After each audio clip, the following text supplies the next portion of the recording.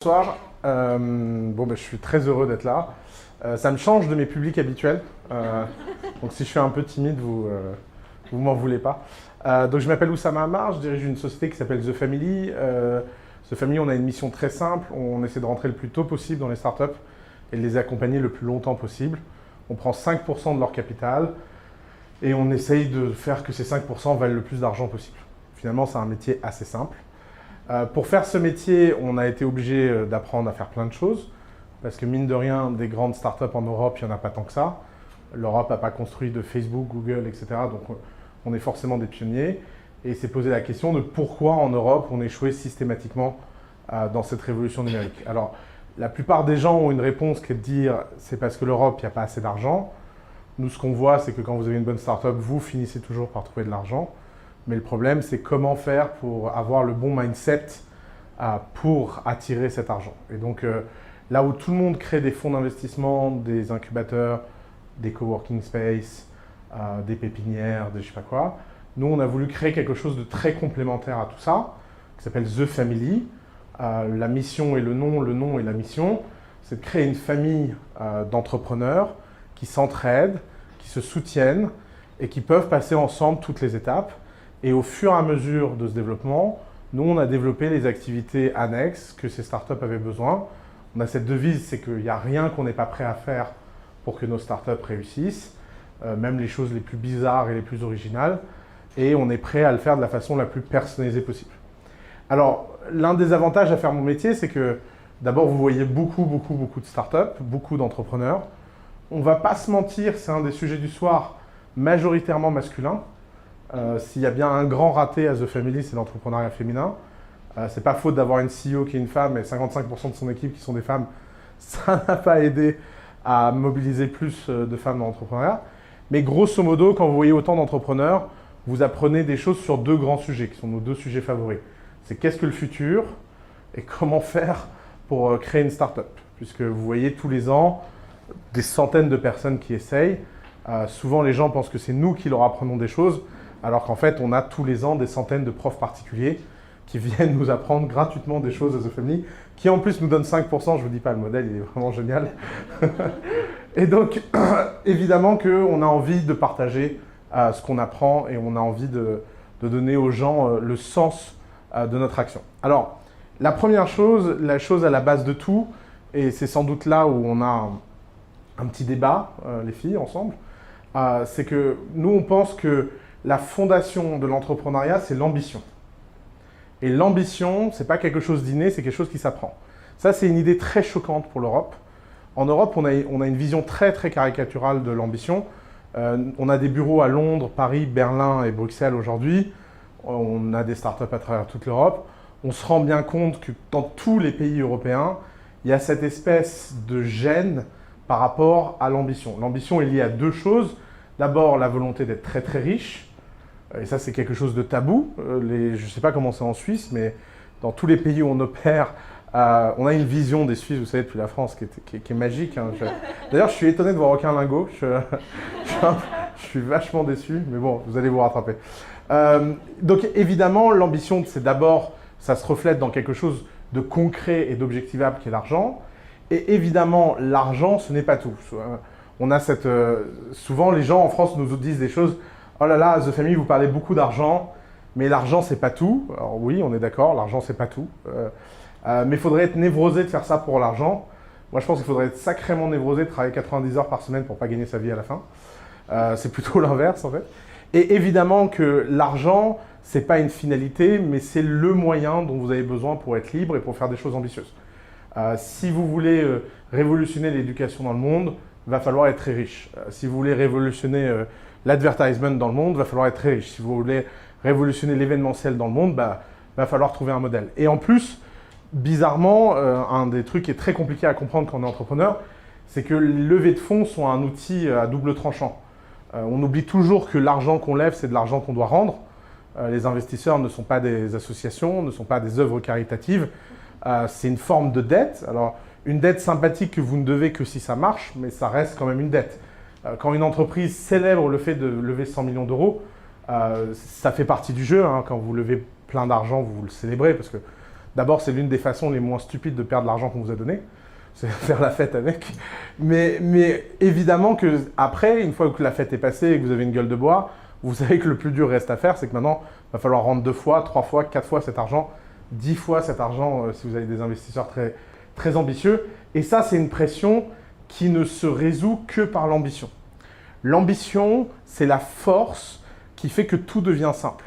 Si vous êtes très ambitieux, les choses impossibles ont l'air possibles. Si vous êtes très ambitieux, les choses difficiles ont l'air plus simples.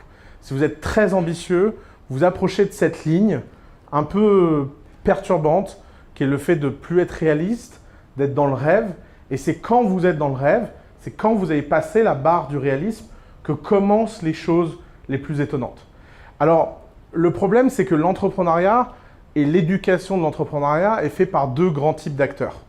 Les gens qui ont été entrepreneurs et qui vous disent que tout est possible, et les gens qui n'ont jamais été entrepreneurs et qui vous disent que tout est difficile. Alors, pourquoi cet grand écart entre les gens qui ont un jour été entrepreneurs et les autres? C'est tout simplement parce que les gens qui ont une vue théorique de l'entrepreneuriat, ils voient l'entrepreneuriat en dehors du biais du survivant. Une des choses les plus intéressantes dans l'entrepreneuriat, c'est que la plupart des gens qui parlent d'entrepreneuriat sont des entrepreneurs à succès. Les entrepreneurs à succès sont des raretés. Les raretés sont des survivants. Et les survivants, ils ont un biais incroyable, c'est de croire qu'ils ont survécu parce qu'ils sont talentueux. On pourrait discuter du rapport de la chance, on pourrait discuter de tout ça, mais ce n'est pas très important. Ce qui est important, c'est que les gens qui l'ont fait savent qu'il est possible de le faire. Et l'un des enjeux à The Family, l'un des grands enjeux en Europe, c'est qu'on a très peu de modèles. On a très peu de gens à qui on peut se référer, les regarder et se dire « finalement, ce type, il est comme moi ». Si vous vivez dans la Silicon Valley, chose que j'ai faite pendant quelques années, il y a un côté très marrant qui est de rencontrer tous ces gens légendaires et de les voir à des barbecues parce qu'ils ont vraiment l'air ridicules. Quand vous avez Zuckerberg qui est en short devant des steaks, il a tout de suite moins l'air maître du monde. L'impact, il est incroyable. Hein. Le grill, l'odeur, la salive qui monte, vous dites, bon, en fait, Zuckerberg est un hamburger comme un autre. Et en fait, ça crée quelque chose dans votre mental qui est de vous dire, bon, bah, si lui, il a réussi, alors que franchement, il porte un hoodie, il n'est pas très charismatique et puis il n'a pas l'air très impressionnant. Si lui, il l'a fait, pourquoi moi, je ne le fais pas? Et vous voyez, évidemment, il y a plein de choses cachées derrière ce raisonnement. Il y a une pointe d'ego, il y a une pointe d'égoïsme, il y a une pointe de désillusion. Évidemment que tout le monde n'y arrive pas. Mais c'est hyper important de commencer contre le réalisme. Le réalisme, c'est l'ennemi. Or, premier taquet de la soirée.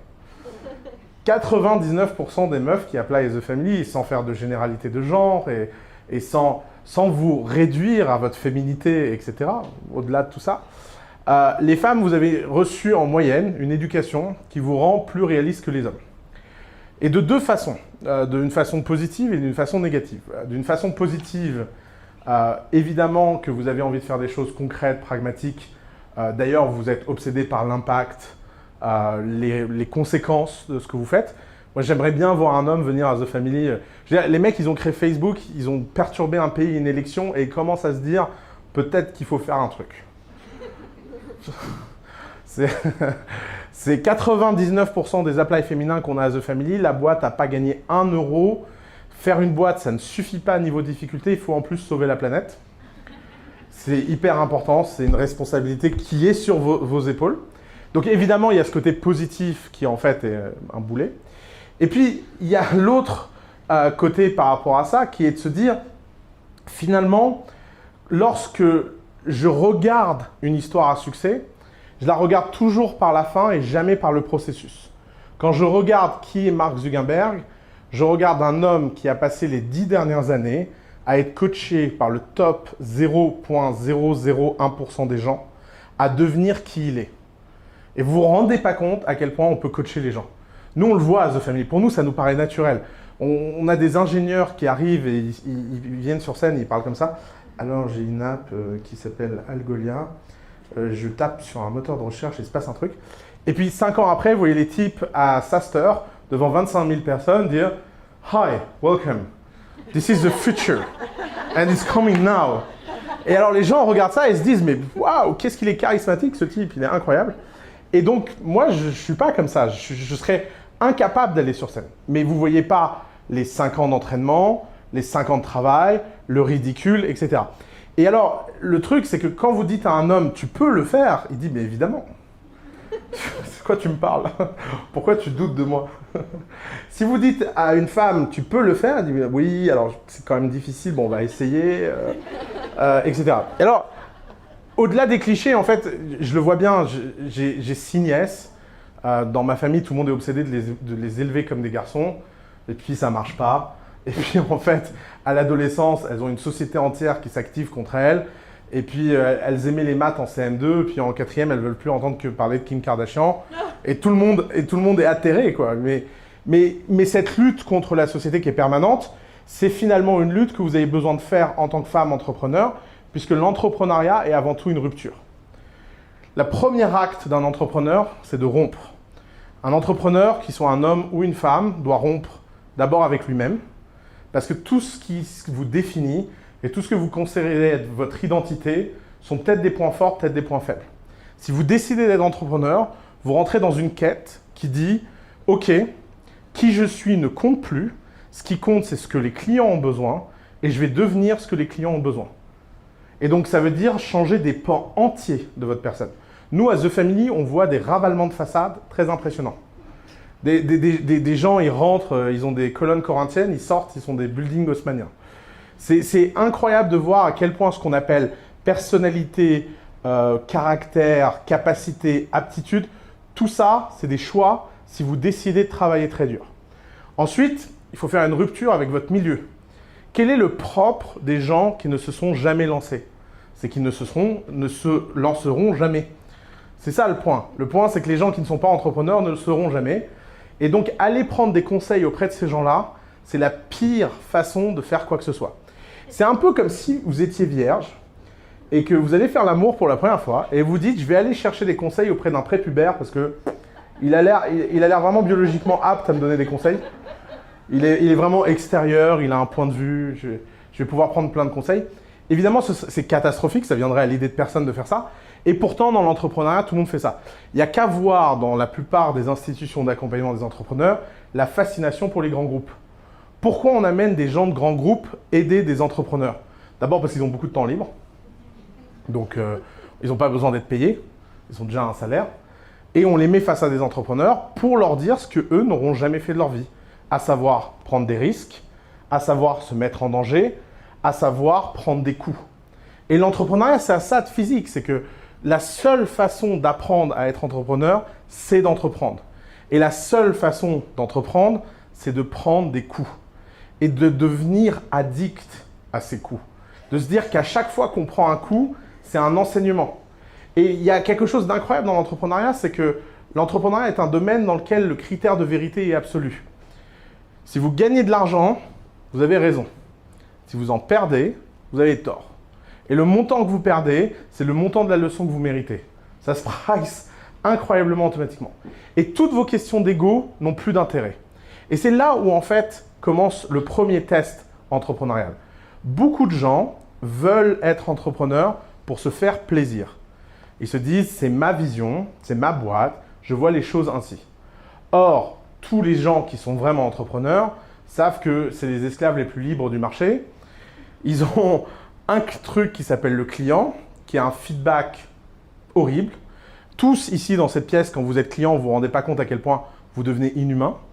On a tous cette schizophrénie où on croit qu'on est des gens sympas jusqu'au moment où on est client. En plus, en tant que client, on a des pressions très étranges du genre « je veux le top de la qualité au prix le moins cher ». Tout de suite. Quoi? C'est pas logique. Non, j'exige ça. Et on a évidemment tous cette schizophrénie où en tant qu'agent économique, on lutte contre ça. En tant qu'agent économique, on veut tous que le client soit raisonnable, qu'il soit gentil avec nous, etc. Mais en tant que pression de marché, ça n'arrive pas. En tant que pression de marché, les clients, c'est des clients. D'ailleurs, vous avez deux façons de voir ça. Soit vous dites c'est pour ça que l'entrepreneuriat est formidable, parce que c'est une méritocratie dans laquelle qui vous êtes ne compte pas. Quelle que soit votre histoire, quel que soit votre passé, quelle que soit votre éducation, quelle que soit votre famille, quel que soit votre environnement, pour un client, tout ça, ça ne compte pas. Et c'est aussi pour ça que l'entrepreneuriat est tellement déstabilisant pour les gens. L'entrepreneuriat est déstabilisant parce que c'est justement un endroit dans lequel tous les sujets d'investissement, leur physique, leur personne, leur éducation, leur entourage, leur famille, est simplement éradiqué d'un trait de la main. Et c'est pour ça que l'entrepreneuriat ressemble énormément au sport de haut niveau. C'est une compétition hyper violente dans laquelle la seule chose qui paye, c'est la résilience. Et la résilience, ça vient de la capacité à refaire et refaire et refaire la même chose et durer. Et il y a des gens qui sont chanceux, qui réussissent vite, il y a des gens qui sont malchanceux, qui réussissent très lentement. Mais à la fin, s'il y a une leçon qu'on a appris à The Family, c'est que les gens qui travaillent dur très longtemps finissent toujours par obtenir quelque chose. Ça, c'est assez rassurant. On commence à avoir des vraies statistiques empiriques là-dessus. On le voit sur les entrepreneurs qui tiennent longtemps. Évidemment que c'est le but. Évidemment que le but, c'est de réussir à développer un projet, une envie, et de l'adapter en permanence aux besoins du marché et de ne jamais être porté par ce qui nous fait plaisir, mais par ce qui est utile. Vous voyez cette distinction entre l'utile et l'agréable? Leçon numéro 1 de l'entrepreneur. Tous les entrepreneurs qui démarrent passent leur temps à faire des choses agréables jusqu'au moment où ils n'ont plus le choix et ils doivent faire des choses utiles. Alors, deuxième question qui revient très souvent dans les femmes qui postulent chez nous, c'est la scalabilité vs faire un business tranquille. Alors, il n'y a rien de mal à vouloir faire un lifestyle business. Il n'y a rien de mal à vouloir faire son truc dans son coin. D'ailleurs, si je demande ici qui a un business de service, qui ici a un business de service vs produit? Vous voyez, la plupart d'entre vous avaient un business de service. Les business de service, ils ont un avantage et un inconvénient. Un avantage, c'est qu'ils sont très peu risqués. La barrière pour gagner sa vie dans le service, elle est moins élevée que dans le produit. Un inconvénient, ils ne scalent pas. Ils ne peuvent jamais devenir gros. Alors cet inconvénient, il est plus profond que ce que vous imaginez. Pourquoi? Parce que le service, c'est un marathon, là où le produit, c'est un marathon qui se court en sprint. Et dans lequel vous pouvez arrêter à tout moment. Si dans le service, vous arrêtez de travailler, vous perdez votre boîte. C'est pour ça que le service, c'est tellement dur. Parce que c'est facile de tenir 1 an, 2 ans, 3 ans, 5 ans, c'est déjà plus dur, 10 ans, c'est quasiment impossible, 20 ans, faut vraiment, ça devient carrément du sacerdoce et du calvaire. Et quand on a un service, on ne capitalise pas. Alors que quand on a un produit, eh ben, on a à tout moment la possibilité de se retirer et ça continue à fonctionner. Alors on a cette blague à The Family, c'est de dire un bon business, c'est un business qui rapporte de l'argent quand on dort. C'est le fantasme absolu de l'entrepreneuriat, c'est de décorréler la valeur du travail. Si vous voulez vraiment créer de la richesse, il faut décorréler votre revenu de votre travail. Alors évidemment, être freelance, c'est le niveau 0 de l'entrepreneuriat, comme dans un jeu vidéo. Le niveau 0, c'est vous vous dites, ce que je faisais avant pour un patron, maintenant je le fais pour moi-même. C'est une forme d'autonomie et d'indépendance. Ensuite, vous avez le niveau 1 de l'entrepreneuriat. Le niveau 1 de l'entrepreneuriat, c'est OK, je prends un peu plus de risques et je sous-traite mon service. Ça reste une plateforme de service, ça reste faiblement risqué, mais j'arrive à faire travailler des gens.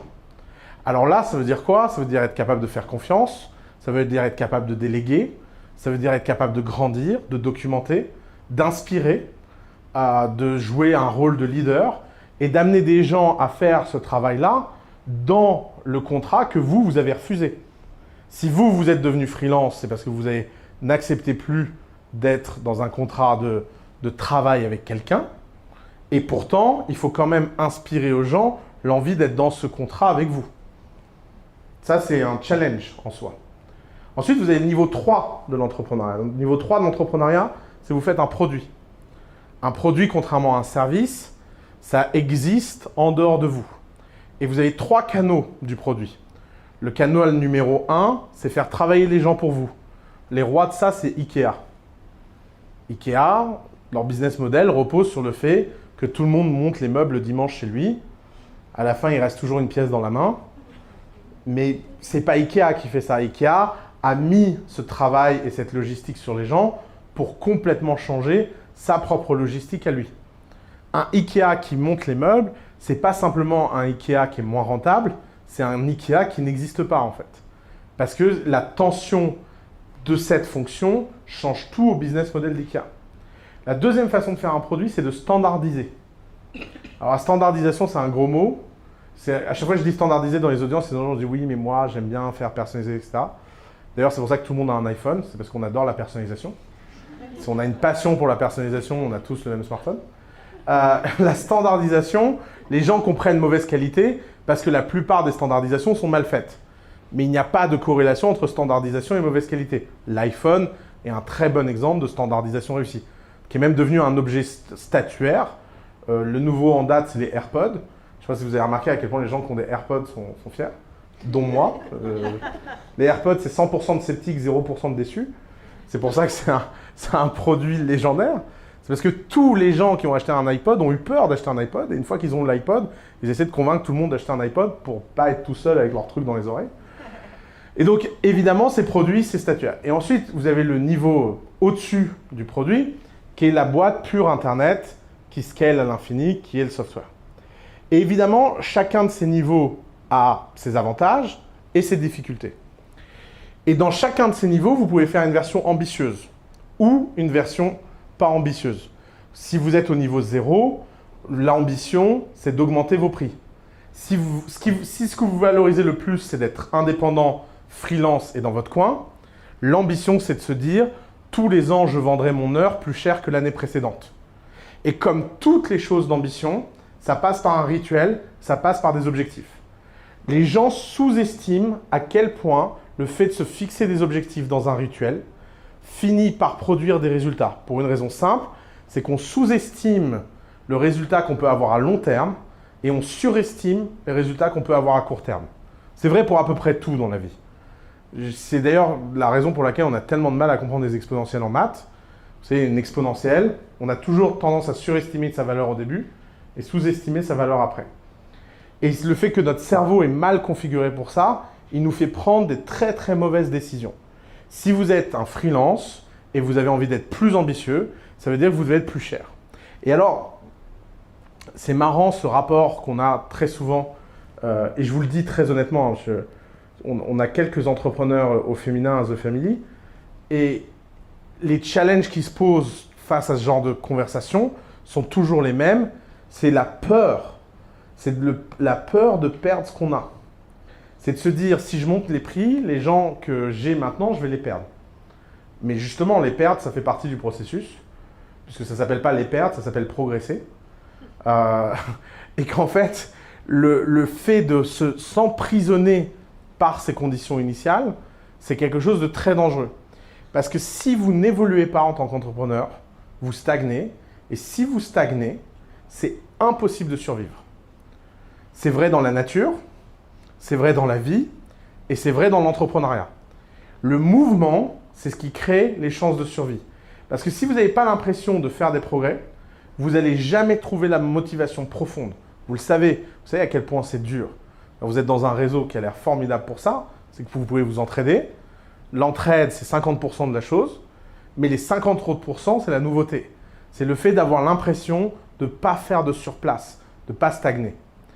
Et ensuite, pour chacun des niveaux, vous avez une version plus ambitieuse. Si vous êtes en train de déléguer, vous pouvez vous dire que vous doublez votre équipe tous les ans. Si vous êtes en train de faire un produit, vous vous dites que vous pouvez avoir plus de consommateurs tous les ans. Et si vous êtes un produit Internet, vous pouvez vous dire que vous avez de plus en plus d'utilisateurs tous les ans.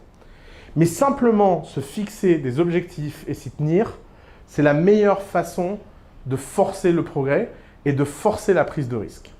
Alors, parlons de la prise de risque. Donc, je vous ai dit, j'ai plein de petites nièces. Et alors, un truc que j'adore faire avec mes nièces, c'est de regarder des films avec elles. Parce qu'elles regardent des trucs qu'évidemment, je ne regarderais pas naturellement. Surtout quand vous avez 12 ou 13 ans, vous regardez vraiment des trucs marrants. Et alors, est-ce que quelqu'un ici connaît The Order sur Netflix? Ouais, alors je suis désolé, je vais devoir vous faire le pitch. C'est intéressant. Alors, The Order, c'est une série Netflix pour adolescentes que ma nièce regarde. Alors, le pitch, il est très simple. Il y a un beau gosse qui est vraiment beau. Vraiment, je me suis dit, putain, ouais, il est beau gosse. Effectivement, c'est la définition du type. Beau gosse. Je pense que les parents l'auraient pu l'appeler comme ça. Et ce beau gosse, il a perdu sa maman, évidemment, comme tous les beaux gosses dans les séries pour adolescents. Vous savez, dans les livres pour enfants, c'est très important de tuer les parents, parce que si les parents étaient là, bah, les gosses, ils pourraient pas faire la moitié de ce qu'ils font, hein, dans le livre ou dans la série. C'est un truc tout bête. Hein. Je veux dire, si vous imaginez, vous êtes fantomètre, et il y a votre mère qui vous appelle à 22h, dit « mais t'es où ?» ça ne marche pas. Donc évidemment, il a perdu sa maman. Et il va, pour venger la mort de sa maman, dans une secte. Alors, ils n'appellent pas ça une secte, mais ça a toutes les caractéristiques d'une secte quand même. Pour apprendre la magie noire. Et il a des pouvoirs de magie noire.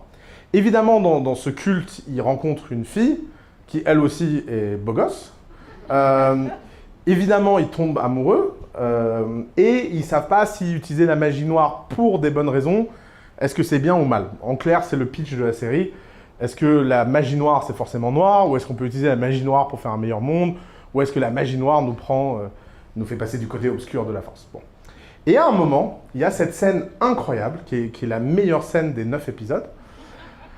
C'est long les dimanches pluvieux. Et donc, il y a cette scène incroyable où un personnage parle avec un autre personnage et lui dit « Écoute, dude, je vais essayer de le faire en français, il paraît qu'il y a un loup-garou sur le campus qui a tué des étudiants la semaine dernière. » Et le mec, il fait « Waouh, c'est fou, hein, un loup-garou, c'est quand même dingue. » Ouais, d'ailleurs, avec les copains, samedi, alors tu dis pourquoi samedi, parce qu'on est mercredi, mais ils ont des devoirs, donc quand même, il y a quand même un contrôle parental qui a été fait chez les scénaristes. Samedi, on va aller avec les copains et on va chasser le loup-garou pour le buter. Et le mec dit « Ouais, génial, je viens avec toi. » Et là, le type le regarde et fait « Mais je comprends pas, tu penses qu'il y a un loup-garou ?» Et le type répond « Bah, je sais pas s'il y a un loup-garou. Mais s'il n'y en a pas, je passe un bon week-end avec toi. Et puis on aura essayé de trouver un loup-garou en crapahutant dans la forêt. Pourquoi pas, hein, vu les week-ends qu'on passe d'habitude, ce n'est que de l'upside. Et puis s'il y en a un, notre vie va changer à jamais, on va être des héros. Vous voyez cette structure? C'est une structure par laquelle on est obsédé à The Family, qui s'appelle la structure des 80-20. C'est 20% de risque, 80% de profit. C'est-à-dire, c'est de vous dire, je prends un truc que les gens appellent risque. Ce risque n'est pas tant important que ça. Bon, peut-être que le loup-garou va vous bouffer, mais bon, faut quand même y aller. Hein, enfin, je veux dire. Donc, vous vous dites, je prends le risque d'aller trouver un loup-garou. Mais si c'est improbable, ça a très très peu de chances de marcher. Mais si j'arrive et que ça existe, alors les conséquences sont incroyables. Et le problème, c'est que les gens en général cherchent la structure inverse. Pour plein de raisons. D'abord parce que les gens ont une très haute opinion d'eux-mêmes. Alors ça, c'est l'ennemi numéro 1 de l'entrepreneur. C'est d'avoir une haute opinion de soi-même. Parce que quand vous avez une haute opinion de vous-même, vous ne prenez pas de risque personnel. Parce que vous avez peur d'être jugé non pas sur vos résultats, mais sur vos actions. Or, quand vous faites des trucs débiles comme aller chercher un loup-garou, si ça ne marche pas, qu'est-ce que les gens ils disent après? Non mais c'était évident qu'il n'y avait pas de loup-garou. Enfin franchement, je veux dire, tout le monde sait que les loups-garous, ça n'existe pas. Vous voyez? Et bien là, vous passez à côté de Google. Moi, j'avais un voisin à San Francisco qui avait dit à Larry Page qu'il voulait lui donner 10% de Google. Franchement, qui a besoin d'un moteur de recherche? Bah oui, qui a besoin d'un moteur de recherche? Vous voyez, c'est typique des 20-80. Évidemment qu'il aurait dû prendre le boulot. Qu'est-ce qu'il avait à perdre? Au pire, il était payé. Au mieux, il avait 10% de la boîte la plus incroyable de l'histoire de l'humanité. Qui ne veut pas prendre un risque pareil? Et bah, être familier de cette structure, c'est hyper important. Donc, la peur de passer pour un idiot ou de ne pas être à la hauteur. La raison numéro 2 pour laquelle on ne va pas chercher ce genre de structure, c'est parce qu'on n'a pas la discipline de prendre ce genre de risque suffisamment souvent. Si vous prenez une structure du type 80-20, comme vous n'avez que 20% de chances que ça ait lieu, il faut le faire plein de fois, parce que ce qui compte dans la vie, c'est pas le nombre d'échecs, mais c'est la magnitude de vos succès. C'est l'ampleur de vos succès, pour le mot français. Et ça, c'est un truc, on a beaucoup, beaucoup de mal. Alors là, c'est les hommes, les femmes, les enfants, les vieux, les jeunes. On a beaucoup, beaucoup, beaucoup de mal à comprendre quelque chose que pourtant on constate tous les jours, c'est que l'échec, ça ne touche pas.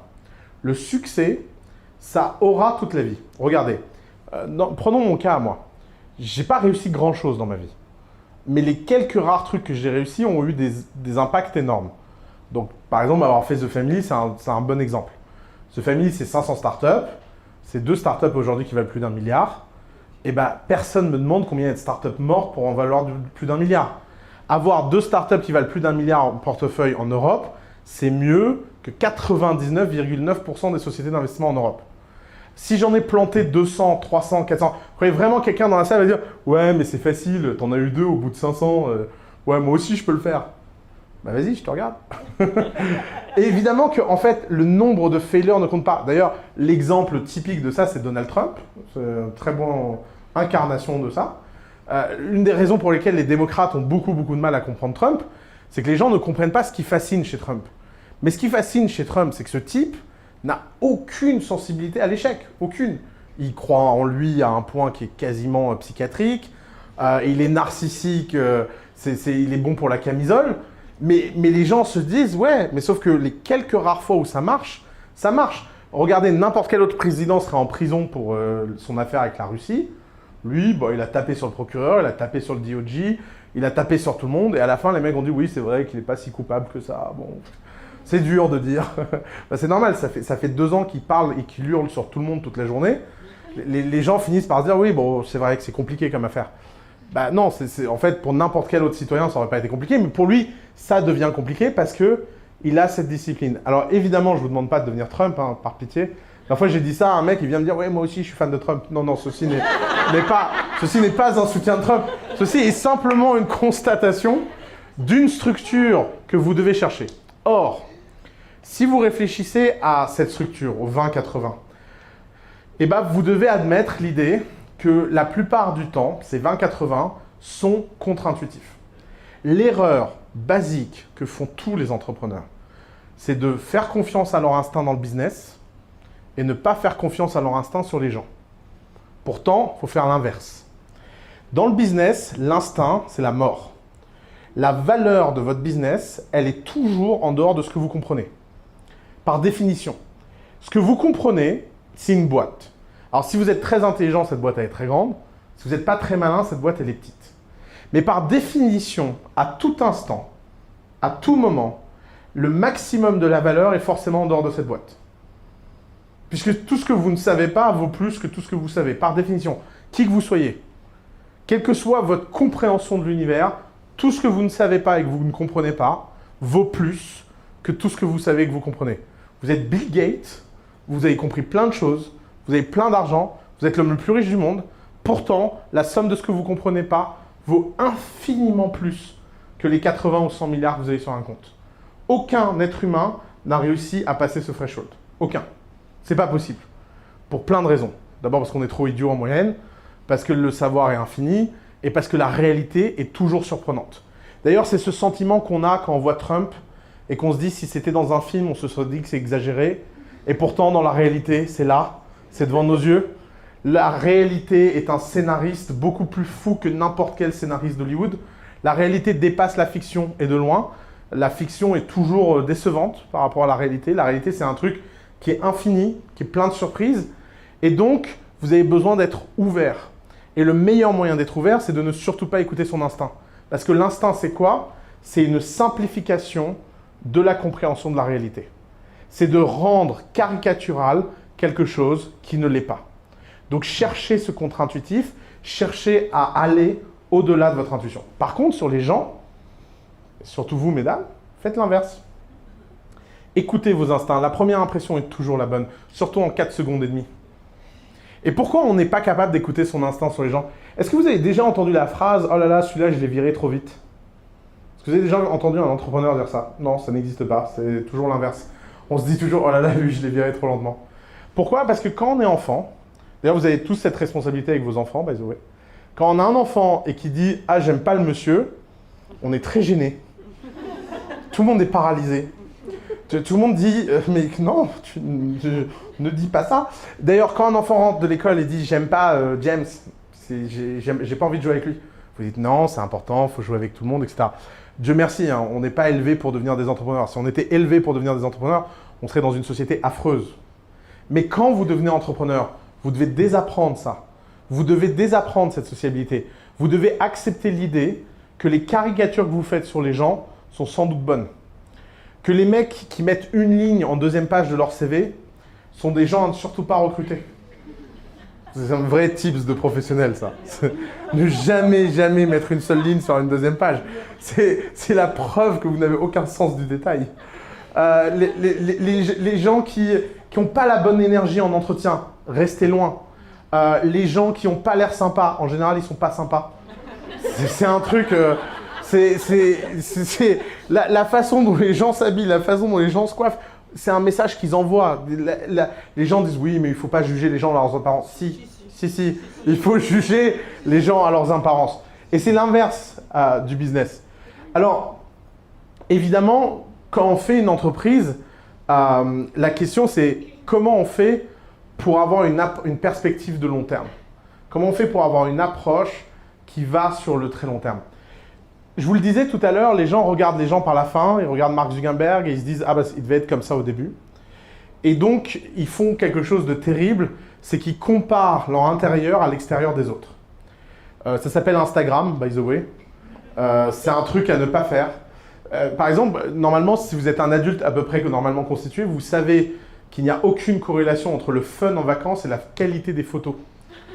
Cet été, on est parti avec quelqu'un que je ne citerai pas en vacances, qui est un influenceur très connu, qui a des millions de followers. Pire vacances de ma life. Mais pire, je n'ai pas compris ce qui s'est passé. En fait, j'ai compris que c'était 8 heures de travail par jour de faire des photos. Et je me suis jamais autant fait chier. Le 3e jour, j'ai lâché l'affaire. J'ai pris un avion, je suis parti ailleurs. Et j'ai dit à mon associé, je ne recommence plus jamais cette connerie. Cette espèce de cinglé, je ne veux plus jamais le voir de ma vie.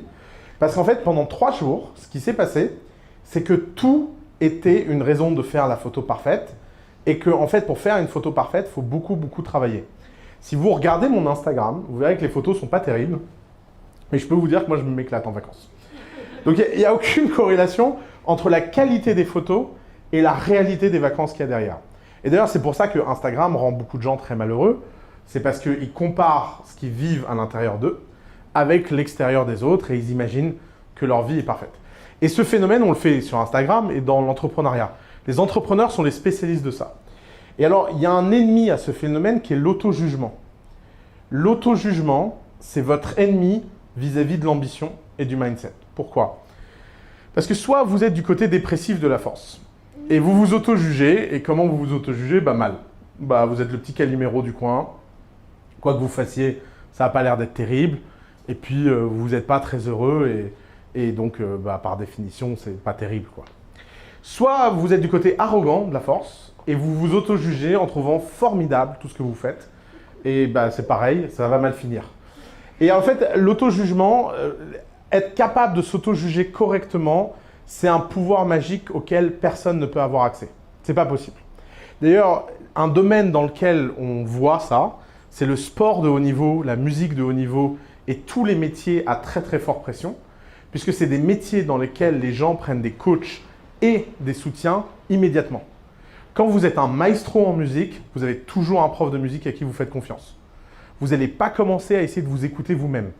Votre prof vous dit... D'ailleurs, votre prof est incapable de jouer la plupart des morceaux que vous jouez. Hein. C'est même l'une des caractéristiques des gens qui sont profs de maestro en musique. Hein. Ils sont incapables de faire ce que vous faites. Mais par contre, ils sont capables de vous dire si vous êtes juste ou pas, si vous êtes au top de votre performance ou pas. Et quand vous êtes musicien, à ce niveau-là, bah vous écoutez. Vous dites oui, bah vous faites plus. Il vous dit non, vous arrêtez, vous faites autre chose. Et le fait de sortir le jugement de vous, c'est quelque chose d'hyper important si vous voulez être ambitieux. Pourquoi? Parce que vous devez comprendre 2 choses. C'est que le talent, ça prend du temps. Ça prend beaucoup de temps. Pour savoir si une start-up marche ou pas, il faut 2 à 3 ans. Pour la faire marcher, il faut 5 à 8 ans. Pour la faire grandir, il faut 8 à 15 ans. C'est ça le délai. Dites-vous que si vous démarrez un projet, et on va parler de ça sur comment choisir son idée, c'est un mariage qui dure 15 ans. C'est un peu comme si vous aviez une version de Tinder, ou si vous matchez avec une idée. Imaginez une version de Tinder où il y a des idées qui se présentent à vous, et vous dites right, left. Et si vous swipez right avec quelqu'un, vous avez tout de suite la maison, le chien, les 2 enfants, et 15 ans de mariage sans clause de divorce parce que vous êtes à Malte. Vous imaginez cette version de Tinder? Je pense qu'il n'y a pas beaucoup de mecs qui swipe right. C'est le taux d'engagement là, mais s'écroule. Et ben en fait, l'entrepreneuriat, c'est la même chose. Les gens choisissent leurs idées n'importe comment parce qu'ils ne comprennent pas qu'ils viennent de se marier 15 ans avec. Les startups qui échouent vite, les startups qui réussissent très lentement. Et donc, qu'est-ce que vous avez besoin de faire? Vous avez besoin de comprendre deux choses. Vous avez besoin d'objectiver votre relation avec votre boîte et donc d'avoir une unité de mesure qui permet de voir si votre boîte va bien ou pas, et une seule, parce que vous ne voulez pas une complexité dans laquelle vous trouvez toujours une excuse. Alors, ça peut être le plus simple, c'est le chiffre d'affaires. Est-ce que ça monte ou pas? C'est très simple. Après, il y a des business un peu plus compliqués, ça a besoin d'être autre chose. Mais vous avez besoin d'objectiver, de vous pouvoir regarder dans un miroir et de vous dire ça monte, c'est bien, ça descend, c'est pas bien. Et de pouvoir simplement faire face à cette réalité sans peur et de façon objective. Et la deuxième chose que vous avez besoin de faire, c'est que vous avez besoin de vous dire que quoi qu'il arrive, quoi que vous fassiez, que ce soit réussi ou que ce soit un échec, ce qui compte, c'est le voyage. Parce qu'en fait, le succès, ça n'existe pas. Il n'y a rien qui est... Qu'est-ce que c'est le succès? Vendre votre boîte 100 millions? Je vais vous présenter des dépressifs qui ont vendu leur boîte 100 millions. Tous les gens qui vendent leur boîte finissent malheureux. On la connaît, cette histoire. Enfin, on l'a vu des dizaines de fois dans The Family. D'ailleurs, vous savez, il y a le type qui a créé Minecraft. Vous connaissez ce jeu Minecraft? Il a vendu ça à Microsoft pour 3,9 milliards. Il y avait 100% de la boîte, donc il a touché 3,9 milliards. Et il a fait, un an après la vente, un tweetstorm pour dire « Aujourd'hui, c'est l'anniversaire de la vente. Je suis l'homme le plus misérable et malheureux du monde. » Et il explique pourquoi ces 3,9 milliards représentent la fin du monde pour lui. Donc il explique qu'il a perdu tous ses amis parce que, évidemment, aucun de ses amis est milliardaire et qu'il n'y en a pas un seul qui peut suivre. Et que soit il paye tout pour tout le monde et les amis se sentent mal, soit il paye rien pour tout le monde et personne ne peut suivre. Parce que 3,9 milliards, bon, bah, forcément, ça change un peu votre façon de vivre. Qu'il passe son temps à être pitché toute la journée par des gens qui veulent son argent. Qu'il n'a pas rencontré une seule femme depuis 4 ans où il sait si c'est pour son argent, pour lui. Il passe son temps à paranoïser en se disant qu'il ne sait plus quelle est sa valeur personnelle, etc. Et donc, il a fait tout ce tweetstorm qui est très émouvant. Je vous invite à le lire. Nous, pauvres, on devrait avoir plus d'empathie pour les gens riches. C'est un vrai challenge collectivement qu'on devrait avoir. Et alors, ce qui est complètement terrible, c'est que des millions de gens dans le monde l'ont évidemment insulté. Donc, vous avez un tiers des insultes qui sont du type bah, « Moi aussi, j'aimerais bien être malheureux avec 3,9 milliards sur un compte ». L'autre tiers, c'est « Donne-moi ton argent, voilà mon RIB », qui ne fait que confirmer la dépression de son point. Et le dernier tiers, qui sont tous les donneurs de leçons. T'as qu'à donner ton argent à des assos, ne le garde pas, libère-toi, sois un homme sans rétention et sans propriété. Bon. Mais ce qui est intéressant là-dedans, c'est que le problème de ce type, c'est qu'il a eu une destination et la destination, c'est terrible. Ce qu'il faut apprécier, c'est le voyage. Pourquoi ne jamais s'auto-juger? C'est ce qui rend le voyage agréable. Si vous êtes entrepreneur, vous ne devez pas vous dire « je suis entrepreneur pour réussir ». Par exemple, moi, ce qui fait que je suis très heureux dans The Family, c'est que je me dis si ce truc, ça part en flamme, que ça finit mal, qu'on perd tout l'argent qu'on nous a donné, que les startups ne marchent pas, qu'on soit complètement planté et que tout ça finit mal, bah, je serais hyper heureux d'avoir vécu cette aventure. Sincèrement. Parce que je ne vois pas quel voyage je pourrais vivre de plus sympa que le voyage que je suis en train de vivre en ce moment. Et donc, la destination est plus importante que le voyage. Et c'est là où la destination, elle est dynamique. C'est pour ça que vous avez besoin de cet élément qui s'appelle l'ambition. L'ambition, c'est ce qui vous permet, à chaque pas, de rajouter cette petite marche et de construire cet escalier infini. Par exemple, quand moi j'ai construit The Family, je me suis dit « Ah, c'est cool, on va aider 10 entrepreneurs par mois. » Puis après, on en a aidé 20, puis après 40, puis après on a fait 2 pays, puis après on a fait 3 pays, puis après on a fait 4 pays. Puis maintenant, on se dit, tiens, on va faire un produit en ligne, puis tiens, on va faire ça. Et en fait, vous voyez, le voyage se redéfinit. Si on avait eu la vision de The Family au début, ça aurait été incroyablement déstabilisant. Si je m'étais assis il y a 7 ans et que j'avais regardé devant moi en disant, alors on va faire un écosystème dans lequel on fera du conseil, de l'éducation, du financement, on va lever 280 millions par trimestre pour nos startups dans toute l'Europe, avec des relations avec 180 investisseurs, je ne sais même pas par où commencer en fait. Donc réduisez votre temporalité pour aller chercher le long terme. Et croyez pas que c'est inaccessible. Simplement testez. Essayez simplement de vous dire, le mois prochain, je fais un peu plus gros que le mois précédent. Si vous faites juste un peu plus gros tous les mois, vous allez voir, sur 10 ans, 15 ans, ça peut devenir géant. Et vous n'imaginez pas à quel point les histoires sont stupides. La plupart des startups extraordinaires, elles n'avaient pas l'air extraordinaires quand elles ont démarré. Nous, on passe notre temps à prendre des entrepreneurs auxquels on ne croit pas. Hein. C'est un des grands secrets de The Family. Hein. On voit les gens, on se dit, mais ça va jamais marcher ce truc, viens. D'ailleurs, vous savez, la plupart des gens qu'on refuse, c'est parce qu'on pense que ça va marcher. Hein. Ça n'a aucune valeur. Ce qu'on comprend n'a pas beaucoup de valeur. Si quelqu'un vient et vous dit, ouais, bon, il a 90% de chance de valoir 10 millions. C'est génial, non, on prend 5%, ça fait 50 000 euros. Qu'est-ce que vous voulez qu'on foute avec 50 000 euros? Alors que si je vois un type qui me dit, je vais produire des fraises dans un conteneur, avec 90% d'eau de moins, et je vais pouvoir les produire toute l'année, et ça va être les meilleures fraises du monde. C'est débile cette histoire. Ok, c'est génial. Parce que ça a 0,1% de chance de valoir 100 milliards. 100 milliards, ça fait 5 milliards, là on peut payer une facture ou deux. Vous voyez, c'est tout bête en fait. Alors les gens se disent, mais pourquoi The Family prennent ces choses bizarres? Tout simplement parce qu'on cherche ce ratio de risque sur profit. Maintenant, la question qui se pose à vous en tant qu'individu, c'est quel est le niveau de risque que vous voulez prendre? Et le niveau de risque que vous voulez prendre, il n'y a pas de raison de le réduire. Le risque, ça rend heureux. Retenez ça. Je le sais, je le vois tous les jours. C'est la sécurité qui rend malheureux. Des gens, est-ce que vous avez déjà vu quelqu'un prendre des risques et venir vous dire qu'il le regrette? Alors des fois, ça ne marche pas. Mais ce n'est pas le risque qui regrette, c'est le résultat. Alors que des gens qui ont fait un choix de sécurité et qui, au bord de la mort, le regrettent, ça, il y en a plein.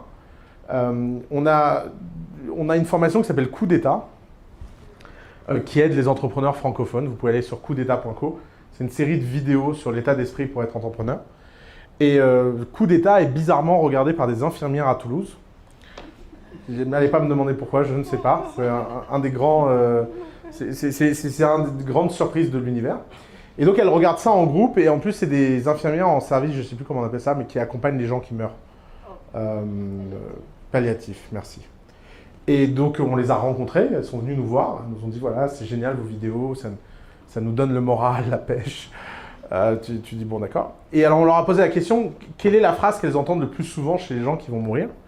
Et c'est toujours les mêmes regrets qui reviennent. C'est toujours les mêmes regrets.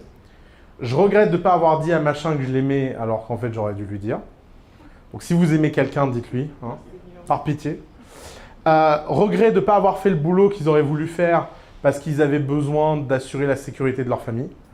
Et ça, en fait, ça n'assure pas la sécurité. Parce qu'aujourd'hui, on vit dans un monde où la sécurité n'existe plus. N'oubliez pas que la sécurité économique est un concept très récent dans l'histoire de l'humanité et qui ne va pas survivre très longtemps. C'est très facile à comprendre. La sécurité économique, c'est un accident de la Seconde Guerre mondiale qui se comprend très facilement. C'est qu'à la sortie de la Grande Guerre mondiale, il fallait tout reconstruire. Donc par définition, l'économie était planifiée.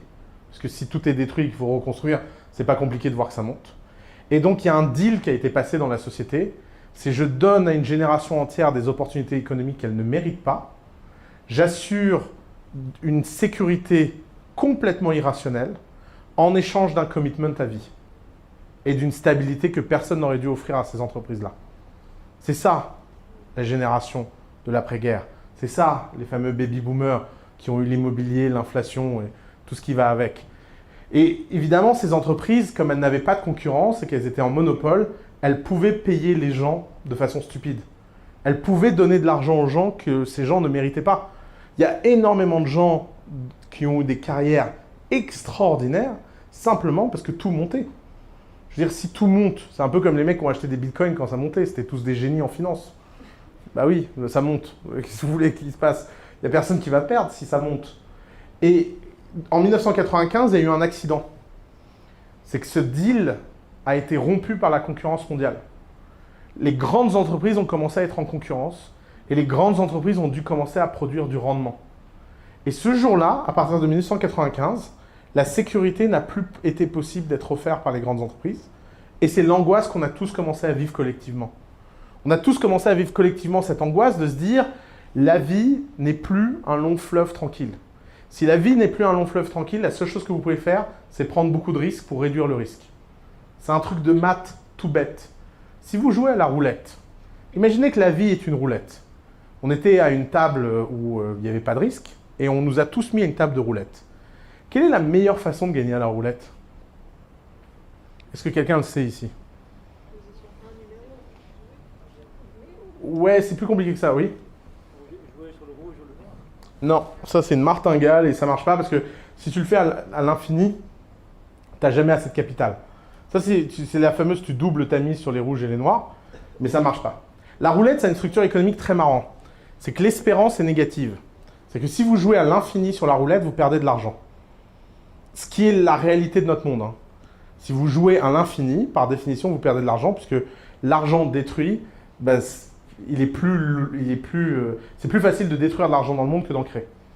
Donc on est sur une roulette. Et donc la seule façon quand l'espérance est négative et que la variance est haute, c'est de jouer beaucoup sur un temps très restreint, pour espérer d'avoir un coup de sens. Si vous voulez jouer à la roulette, il faut simplement miser beaucoup n'importe comment très vite, et dès que vous avez un gain, vous arrêtez de jouer. Et parce que ce gain sera toujours supérieur au capital si vous le faites dans un temps restreint. Et évidemment qu'il y a des gens qui gagnent rien. Mais c'est rare en fait. C'est plus rare que gagner quelque chose. Et bien c'est la même chose dans la vie. L'espérance à long terme est négative, mais la variance est très forte. Donc prendre des risques, ça rend heureux, et prendre des risques, ça met en situation. Alors dernier petit sujet, et après on va faire des questions-réponses. Apparemment un sujet qui vous intéresse toutes, c'est celui de la compétition et celui de la concurrence. Vous êtes beaucoup à vous demander si, quand vous vous lancez, s'il y a déjà quelque chose. Alors il y a un truc que j'adore comme phénomène, c'est les gens qui me disent voilà, je vais lancer ma boîte, mais j'ai regardé, ça existe déjà au Kazakhstan, donc je ne vais pas le faire, parce que je vais attendre que la boîte du Kazakhstan arrive.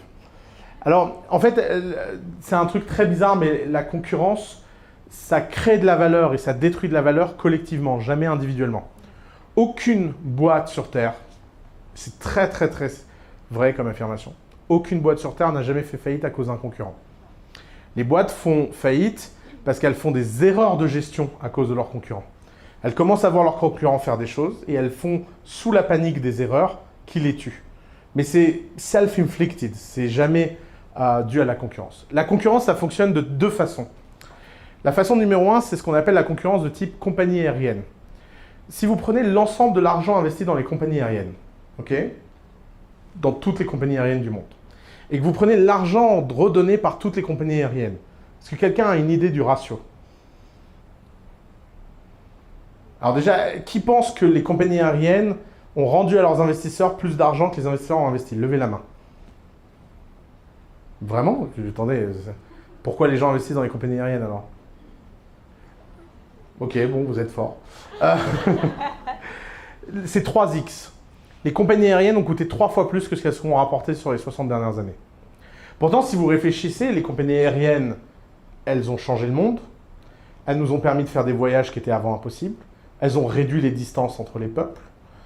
Elles nous permettent un niveau de liberté complètement hallucinant. Moi, quand j'entends un écolo me dire qu'il faut arrêter de voyager en avion, j'ai des angoisses. Je veux bien trier, je veux bien tout, mais alors l'avion, on n'en parle pas. Enfin, on ne m'enlève pas l'avion, sous aucun prétexte. La voiture, je fais de la trottinette toute la journée, mais pas l'avion. Ça, c'est les compagnies aériennes. Si vous prenez une autre industrie, les paquets de céréales, vous savez, quand vous arrivez dans un supermarché, vous voyez des centaines et des centaines de paquets de céréales. Si vous prenez chacun de ces paquets de céréales individuellement, il n'y en a pas un qui gagne moins de 10% par an de rendement sur capital. Et ça, c'est beaucoup pour un business mature. Pourquoi? Pourtant, les paquets de céréales, c'est du sucre, c'est de la merde, ça n'a pas du tout impacté le monde. Et pourtant, les paquets de céréales sont une industrie dans laquelle la concurrence crée de la valeur. Donc vous voyez, la concurrence, ça détruit soit de la valeur collectivement, soit individuellement. Pourquoi? Parce qu'il y a des industries dans lesquelles le coût d'acquisition et la fidélité client est nul. L'industrie d'aviation. En clair, à chaque fois que vous achetez un client, vous le perdez la fois d'après, parce que s'il y a moins de 10 € sur un billet, il va sur l'autre billet, parce que vous vous en fichez de comme vous voudrez. Il y a, à part Emirates, de temps en temps, il y a un mec qui dit « Ouais, mais Emirates ». Il n'y a aucune compagnie n'a de brand love. Ça n'existe pas, le brand love dans les compagnies. Alors que quand vous achetez des Special K ou des Frosties, vous achetez des Frosties toutes les semaines. Vous êtes en concurrence, mais vous avez un coût d'acquisition client qui est assez faible. En 5 ans à The Family, en 6 ans à The Family, on a vu une seule fois une boîte en situation de compagnie aérienne. Les startups sont immunes à la concurrence. Vous pouvez prendre votre idée, la mettre sur un tableau de 9 mètres par 5 dans la rue, ça n'aura aucun impact sur votre capacité à faire cette boîte. Vous pouvez donner votre idée. Si votre idée était faite par tout le monde, la probabilité que vous gagnez plus d'argent est supérieure au fait qu'elle soit faite par personne. Et évidemment, c'est contre-intuitif. Évidemment qu'on a peur, mais c'est comme à peu près toutes les peurs. C'est que vous voyez bien qu'autour de vous, les gens le font. Et vous devez justement vous éduquer à faire ce que les autres font. Si tout le monde parle de son idée et n'a pas l'air de mourir, c'est peut-être parce que les gens qui parlent de leurs idées ont plus de chances de réussir. Les gens qui regardent la compétition ont tendance à mourir, c'est peut-être parce que les gens qui ne regardent pas la compétition et qui sont focus sur leur entreprise ont tendance à vivre. Si vous voulez un autre chiffre sur ce sujet-là, et on arrête, on pose des questions, la 1000e boîte de savon dans le monde, la 1000e boîte de savon dans le monde, c'est-à-dire la 1000e plus petite boîte de savon dans le monde, gagne 50 millions d'euros de profit par an. Donc vous voyez, la concurrence, vous pouvez encore lancer une boîte de savon, il y a de la place pour faire énormément d'argent.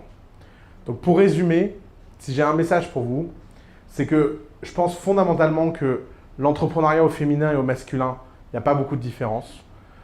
Évidemment que l'éducation qu'on reçoit quand on est une femme n'est pas la même que quand on est un homme, on ne va pas se mentir.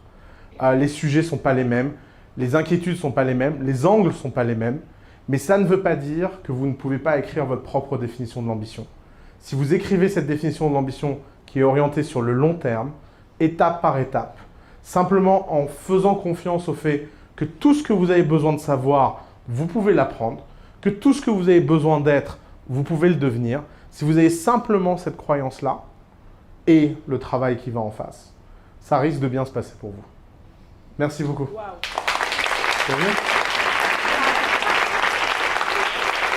C'est sympa d'avoir les bruitages en live en plus. C'est un truc, je vais te prendre avec moi, tu vas faire cheer-up dans mes conférences. Question, est-ce que vous êtes timide en Suisse ou pas? Ouais, ça a l'air. En général, les gens qui disent « ouais, non, ça va alors ». Alors, question, on y va. Ouais. Ouais, bah tu regardes The Order, toi, alors. Hein. Vas-y, parle fort, je répéterai ta question. Alors, on imagine souvent que quand on lance une start-up aujourd'hui, que ce soit dans la tech, que ce soit innovant, que ce soit plein de trucs, que nous, on n'est pas forcément, parce qu'on est dans le service, et puis on est dans un autre délire, on va dire. Quel conseil tu pourrais nous donner pour justement prendre cette orientation start-up avec ce qu'on a? Alors déjà, ne pas la prendre. Les modes, ça part aussi vite que ça vient. Évidemment qu'il y a une mode tech en ce moment, mais la tech, c'est un non-sujet, par pitié. La tech, ça fascine, c'est comme la chamanerie. Si vous avez un type qui vous soigne avec des plantes, il ne va pas vous expliquer quelle plante vous soigne. Il va faire un cérémonial, vous foutre une plante dans la bouche et vous dire que c'est le cérémonial qui vous a soigné, parce que ça rapporte plus d'avoir l'air d'un magicien que d'un pharmacien, quoi.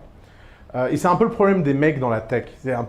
C'est tous ces arnaqueurs qui viennent dire « oui, moi j'ai une boîte, blockchain, AI ».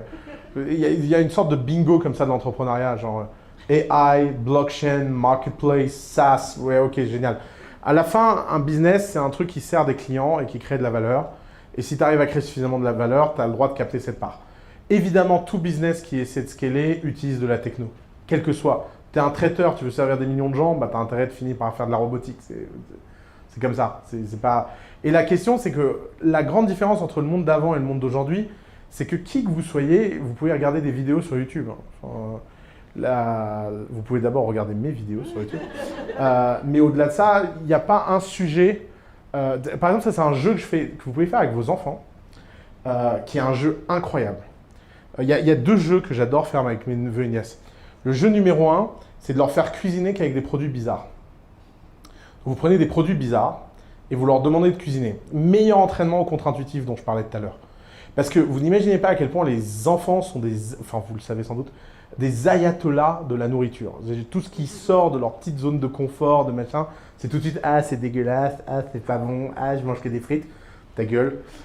Donc tu vas prendre ça, tu vas cuisiner, puis de toute façon on va manger ça, et puis de toute façon si tu le fais pas, ben, on mange pas. Donc, et puis vous les affamez un peu, hein, ça fait pas de mal. Et alors c'est un jeu incroyable à faire avec les enfants, parce que vous débloquez un truc chez eux où tout est possible après. Et après ça devient des trucs vraiment bizarres, ils vous amènent des biscuits de jambon avec de la chantilly, vous mangez, c'est vraiment pas bon. C'est vraiment pas bon, ils disent ah ouais non c'est vrai que c'est pas bon. Ouais. Et en fait c'est un processus, c'est d'abord ne pas oser faire du bizarre, ensuite vous faites trop de bizarre, et ensuite vous trouvez un équilibre dans l'étonnant. Et c'est un super process. Et le deuxième jeu à faire avec les enfants, c'est de leur demander de choisir un sujet intellectuel obscur. Par exemple, la toxicologie des animaux en eau profonde et leur application en pharmacogénomique. C'est le sujet du mois dernier avec mon neveu. Et vous leur dites, tu as 1 mois pour avoir l'air d'un expert. Et ensuite, vous les prenez avec des gens qui sont des experts et vous leur faites faire un exposé. Et alors, vous n'imaginez pas en 1 mois, en 2019, ce qu'un gosse peut apprendre sur un sujet à la con sur Internet. Et ça, pareil, ça libère un pouvoir à tout jamais. Parce qu'en fait, la vérité, c'est que les gens ne veulent pas affronter qu'il y a des sujets qu'ils aiment et des sujets qu'ils n'aiment pas. Et le sujet, c'est que quand vous êtes un entrepreneur, c'est pas une histoire d'aimer ou pas aimer. C'est une histoire d'avoir besoin ou pas besoin. Je sais pas, par exemple, je peux pas blairer la compta, mais je fais la compta de ma boîte. C'est comme ça. Enfin, est-ce qu'il y a vraiment quelqu'un qui vient vous dire « Ah ouais, moi, la compta, c'est ma passion ?» En général, ces gens-là, ils sont comptables. Hein. Enfin, je veux dire, si la compta, c'est votre passion, vous êtes comptable. Mais quand vous êtes entrepreneur, vous pouvez pas commencer à dire « Oui, non, mais moi, ça me concerne pas. » Alors, d'où l'intérêt d'avoir des cofondateurs. Comme ça, vous pouvez répartir les choses chiants entre vous. Quoi. Vous pouvez vous dire « Mais si vous êtes seul, bah, il faut faire ce qu'il y a à faire, en fait. » Et donc, évidemment que la bonne façon de voir votre boîte, c'est simplement de vous dire « Ok, la prochaine version de ma boîte, elle suppose que je sache ça. Bah, je vais la prendre. Alors, avec un peu de chance, ça vous plaît. Avec un peu de malchance, ça ne vous plaît pas. Mais il faut que vous sachiez cette vérité qui est invraisemblable. C'est que n'importe quel sujet appris par quelqu'un finit par être compris. N'importe quel sujet. C'est juste qu'il faut trouver votre façon d'apprendre. Alors, il y a des gens, ils adorent regarder des vidéos. Il y a des gens, ils adorent lire des livres. Il y a des gens, ils adorent parler à des gens. Trouvez votre façon d'apprendre. Vous avez forcément un truc qui déclic en vous. Notamment si vous êtes un bon exemple pour ça, c'est les maths. Les maths, ça traumatise plein de gens. Les profs de maths sont des nuls. D'abord, la plupart des profs de maths, c'est des gens frustrés de ne pas avoir été mathématiciens. Donc, ils sont dans l'humiliation et dans je tue les gens. Moi, quand j'étais en prépa en maths, j'ai une prof horrible. J'ai passé mon enfance, moi, à avoir 20 sur 20 en maths. Je suis arrivé en prépa, j'ai eu 0,5 au premier contrôle et 0,5 toute l'année. Je comprenais pas. Je me disais, mais comment je fais pour être aussi con? Et un jour, la prof était malade et j'ai tombé sur un autre type en colle, et très sympa. Alors elle me faisait vachement peur. Elle avait des yeux noirs, elle avait les cheveux rouges, rasés. Et à chaque fois, vous voyez, elle me disait « Alors, Oussama, on s'est greffé un cerveau cette semaine ?» Putain, vous avez 17 ans, franchement, niveau confiance en vous. La première fois, ça vous fait rire. Quand au bout d'1 an, vous dites « Bah oui, je me suis fait greffer un cerveau, salope, putain. » Et un jour, elle se fait remplacer parce qu'elle est malade, elle s'est cassée une jambe, je sais pas quoi. C'est pas moi. Et le mec arrive comme ça, il me dit « Ouais, c'est les développements linéaires et tout. » Et puis, il commence à faire au tableau. Et puis, il commence à m'expliquer. Et il me dit « Bah voilà, l'exercice. Je résous l'exercice, 2 exercices, 3 exercices. » Et il met 16 sur 20. Et la prof revient de malade, elle voit ma note en colle, elle dit « Mais qu'est-ce qui s'est passé? Vous vous l'êtes enfin fait greffer, ce cerveau ?» Et elle n'arrivait pas à croire que j'avais eu 16. Elle ne pouvait pas le croire. Et elle me dit « Mais c'est qui ce nul qui vous a évalué ?» Et en fait, ce jour-là, moi, j'ai compris qu'en fait, le problème, c'était pas moi, c'était elle. C'était elle qui était complètement incapable de m'expliquer. Et en fait, c'était pas normal que vous êtes en prépa, vous avez le 0,1% des bons élèves français et 90% de la classe à 0,5. Mais elle est où l'arnaque, en fait? Et vraiment, moi, j'ai quitté la prépa après ça et ça a été mon moment, mais vraiment de wake-up. Je me suis dit, mais fini les conneries. Si je veux faire des maths, je vais en ligne, je trouve un mec sympa, calme, qui m'explique de la façon dont j'ai envie de comprendre. Je comprends rien à la géométrie, mais c'est pas grave, je vais trouver un moyen calculatoire de voir les choses. Je vois pas bien les choses. Et c'est ça, en fait, être entrepreneur. Être entrepreneur, c'est arrêter de subir les choses et être en contrôle. Mais c'est aussi faire des choses que vous n'aimez pas. En ce moment, dans l'époque, il y a un discours de passion qui devient dangereux. Et au début, il a fallu dire aux gens, suivez votre passion et tout. Maintenant, ça devient un peu dangereux. On a l'impression que si les gens sont pas dans le kiff permanent, ça va pas. Il y a un peu une espèce de diktat du bonheur en ce moment qui me gonfle. Genre, ouais, les mauvaises nouvelles, c'est pas grave. Mais si, les mauvaises nouvelles, c'est grave. Mais il faut continuer, c'est ça l'important. C'est pas que vous êtes une machine qui est toujours au top et toujours heureux. Non, c'est que vous soyez au top ou pas, bah vous avancez, vous marchez. Et vous essayez de courir. Et c'est ça, en fait, l'enjeu.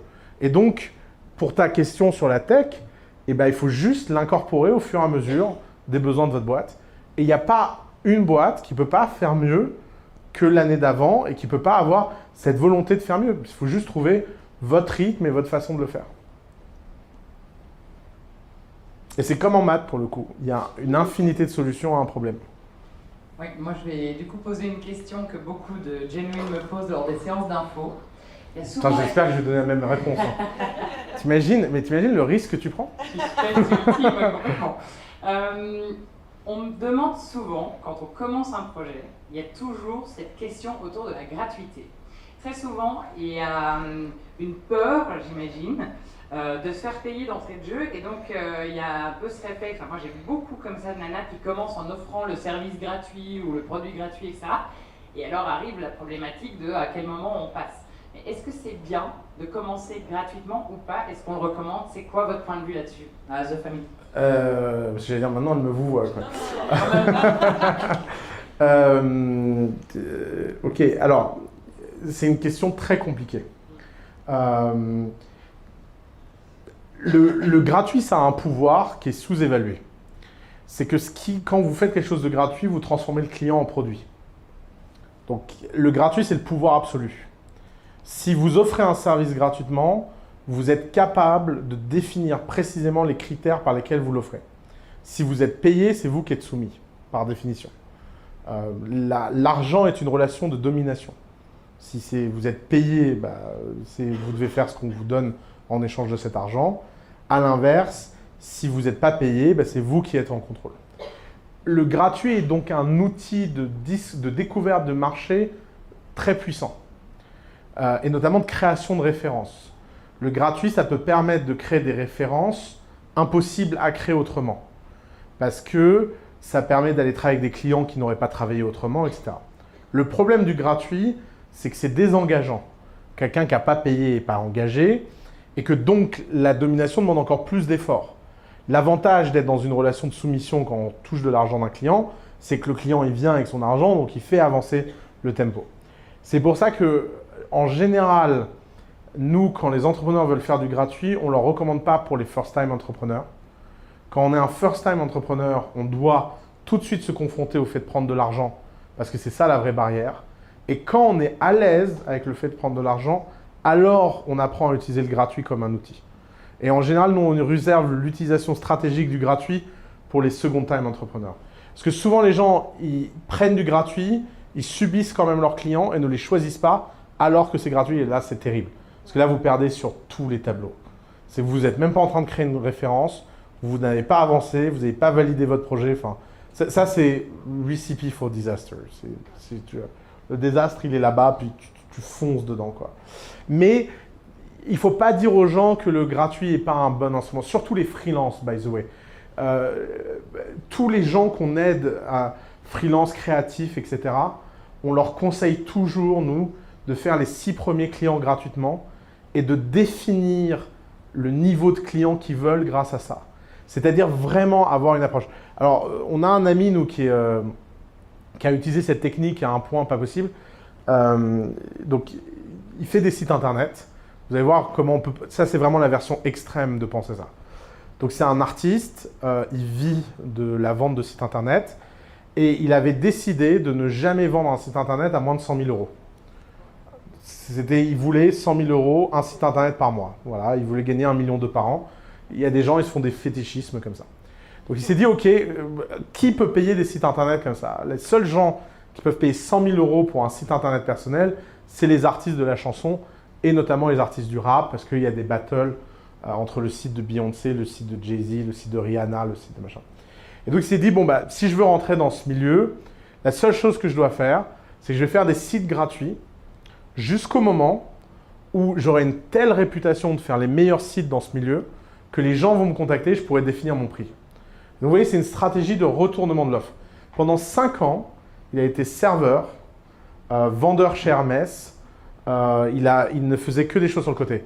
Et il a fait notamment le site internet de Tika Twix, qui est une rappeuse montante, qui a été repérée par Rihanna. Il a fait le site de Rihanna, il a fait le site de Beyoncé. Et le site de Beyoncé, il a facturé $1 million. C'est 5 ans de travail. Le problème de son histoire à ce type, c'est que tous les gens, si vous cherchez website Beyoncé, New York artist, vous verrez l'histoire d'un mec, ouais, il est devenu pote avec Beyoncé, il a fait son site internet, il lui a donné $1 million. C'est horrible comme histoire, parce que les gens après ils croient qu'en fait il suffit d'être pote avec ces gens-là pour avoir des trucs. Mais non, ces gens-là n'ont pas d'amis, sinon ils ne seraient pas Beyoncé. Elle a travaillé avec lui parce que c'était le meilleur et que c'est 5 ans de très très dur labeur. Mais parce qu'il a défini une barre. Alors cette barre elle est irréaliste, elle est folle, il est fou de toute façon ce type, donc tout ça va dans le personnage. Mais la stratégie était bonne. Vous pouvez faire cette stratégie à n'importe quel niveau. Parce que quand vous êtes freelance, votre asset, c'est le temps. Et le temps, c'est précieux. Et donc, vous devez définir votre prix de temps. Et vous devez créer l'offre et la demande et la rareté de l'offre pour justement monter le prix. Et là, le gratuit est un outil incroyable. Parce que le gratuit, c'est ce qui vous permet de justement pas vous sous-vendre. D'ailleurs, un truc que les gens disent tout le temps, je ne supporte pas cette phrase. Les gens disent c'est facile de monter c'est facile de descendre un prix, c'est dur de le monter. Vous l'avez déjà entendu cette phrase. C'est faux. C'est hyper faux. C'est 100 fois plus facile de monter un prix que de le descendre. Pourquoi? Descendre un prix, c'est changer la structure économique de votre boîte. C'est changer l'élément le plus intime d'une boîte, qui est sa structure de bénéfice. Si vous regardez 100% des entreprises dans le monde, elles gagnent toutes à la fin 40% de profit. Pourquoi? Pourquoi Goldman Sachs fait à peu près le même EBITDA qu'un Carrefour? Pourtant, Carrefour n'a pas les marges d'un Goldman Sachs. C'est parce que quand vous êtes Goldman Sachs et que vous faites 99,9% de marge brute, eh ben vous balancez plein d'argent par la fenêtre dans des choses frivoles, sans compter.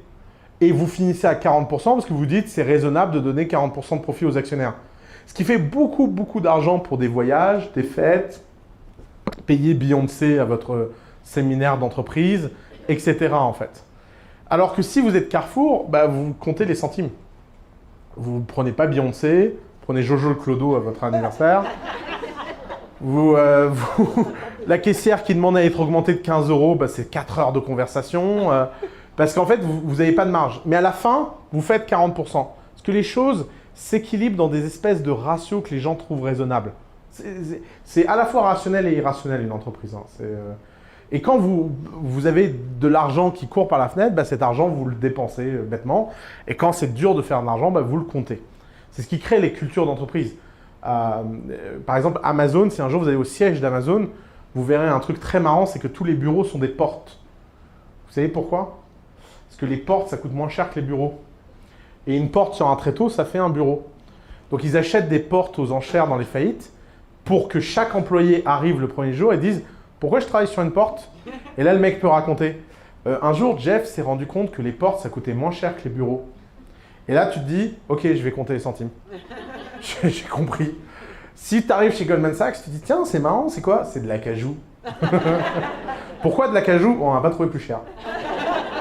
On a cherché, c'est le plus cher. On n'a pas trouvé de meuble plus cher. Et là, tu te dis, bon, bah ok, ma note de frais, je vais la faire exploser. Les cultures d'entreprise sont aussi dues aux structures économiques des entreprises. Donc, le gratuit, c'est une façon, en fait, de set a tone, de dire, ok, je veux ce client-là, dans ces conditions-là, je veux cette référence-là, et donc le jour où je mettrai un prix. Et pourquoi je disais que c'est dur de baisser un prix? Parce que c'est dur de changer de structure économique. Alors que monter son bénéfice, ça, c'est facile. C'est hyper facile de monter son bénéfice. C'est hyper dur de réduire sa top line. Et c'est parce que les gens sont stupides, ils disent « Oui, c'est facile de faire ça » parce qu'ils n'ont jamais fait de boîte et qu'ils croient que les clients aiment bien baisser les prix. Ça, c'est un autre truc en pricing. On a un jeu à The Family qui s'appelle Double Your Pricing. Le jeu est très simple.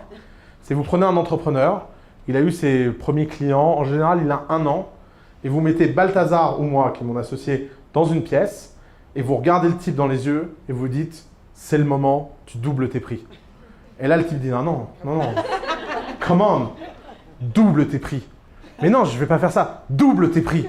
Mais vas-y, double tes prix. Et là, vous vous mettez derrière l'ordinateur et vous changez le prix dans la base de données et vous appuyez sur le bouton. Et là, le type, il est en sueur, il dit jamais ces trucs.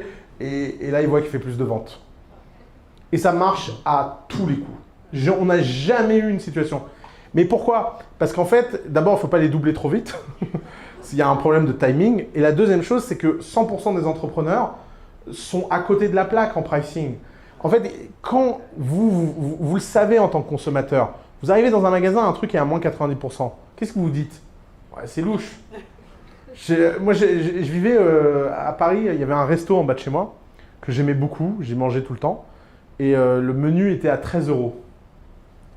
Puis un jour, je rentre à la maison, et c'était un dimanche, et je vois les deux proprios du resto en train de faire leur compta, comme ça.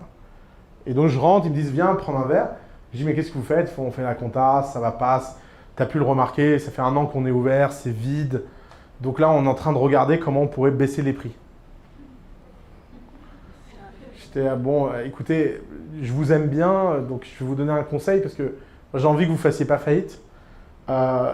Il a combien le restaurant en face de vous? Il a 23. Ouais. Il a combien le restaurant là? Il est à 27. Il a combien le restaurant au bout de la rue? Il est à 32. Vous êtes à combien? 13. Ça percute pas? Ah, tu crois qu'eux aussi vont baisser leur prix? Non. En fait, vous savez quoi? On va passer votre menu à 21. Ah bon, mais qu'est-ce qu'on va changer? Rien. Rien du tout. Mais c'est pas possible, les gens ils vont pas faire ça. Si, on va faire ça. Et donc on a changé le prix à 21, le resto était plein tous les jours. Mais c'est classique comme truc en fait, parce que le prix c'est la valeur. La bonne façon de déterminer le prix de quelque chose, c'est de comprendre que le prix c'est un message. Il faut que vous soyez à l'aise avec ce message. Vous dites, ce que je fais, c'est de la qualité, point. Et donc ça a ce prix. Et si vous êtes mal à l'aise avec ça, c'est catastrophique. Parce que vos clients vont être pires. Et les clients sentent les entrepreneurs mal à l'aise. Et les clients, d'ailleurs, c'est un truc, toujours, vous savez, les gens disent, oui, demande aux gens combien tu prices. Vous allez voir un mec qui dit, ouais, est-ce que tu serais prêt à payer 30? Bah non. Non, c'est cher quand même. Je comprends pas, tu viens d'acheter ta place de concert 400 €. Enfin. Et les gens, d'ailleurs, regardez vous-même, on est tous irrationnels. On râle pour des trucs qu'on paye rien du tout. Et à côté de ça, on achète des trucs débiles, des prix pas possibles. On l'a tous fait. On a tous acheté un... Non, ça c'est... Je suis désolé. L'iPhone, ça a une vraie valeur. Hein. Je rigole. Question. Ouais. Je sais pas si... franchement, je sais pas si vous avez remarqué, mais c'est un mec qui lève la main. Bravo, Genuine. Hein. Ça monte le level des meufs qui veulent être entrepreneurs. Hein. Quand on a un business basé sur une communauté, est-ce qu'on doit plus se focus sur faire grandir la communauté ou essayer de la monétiser?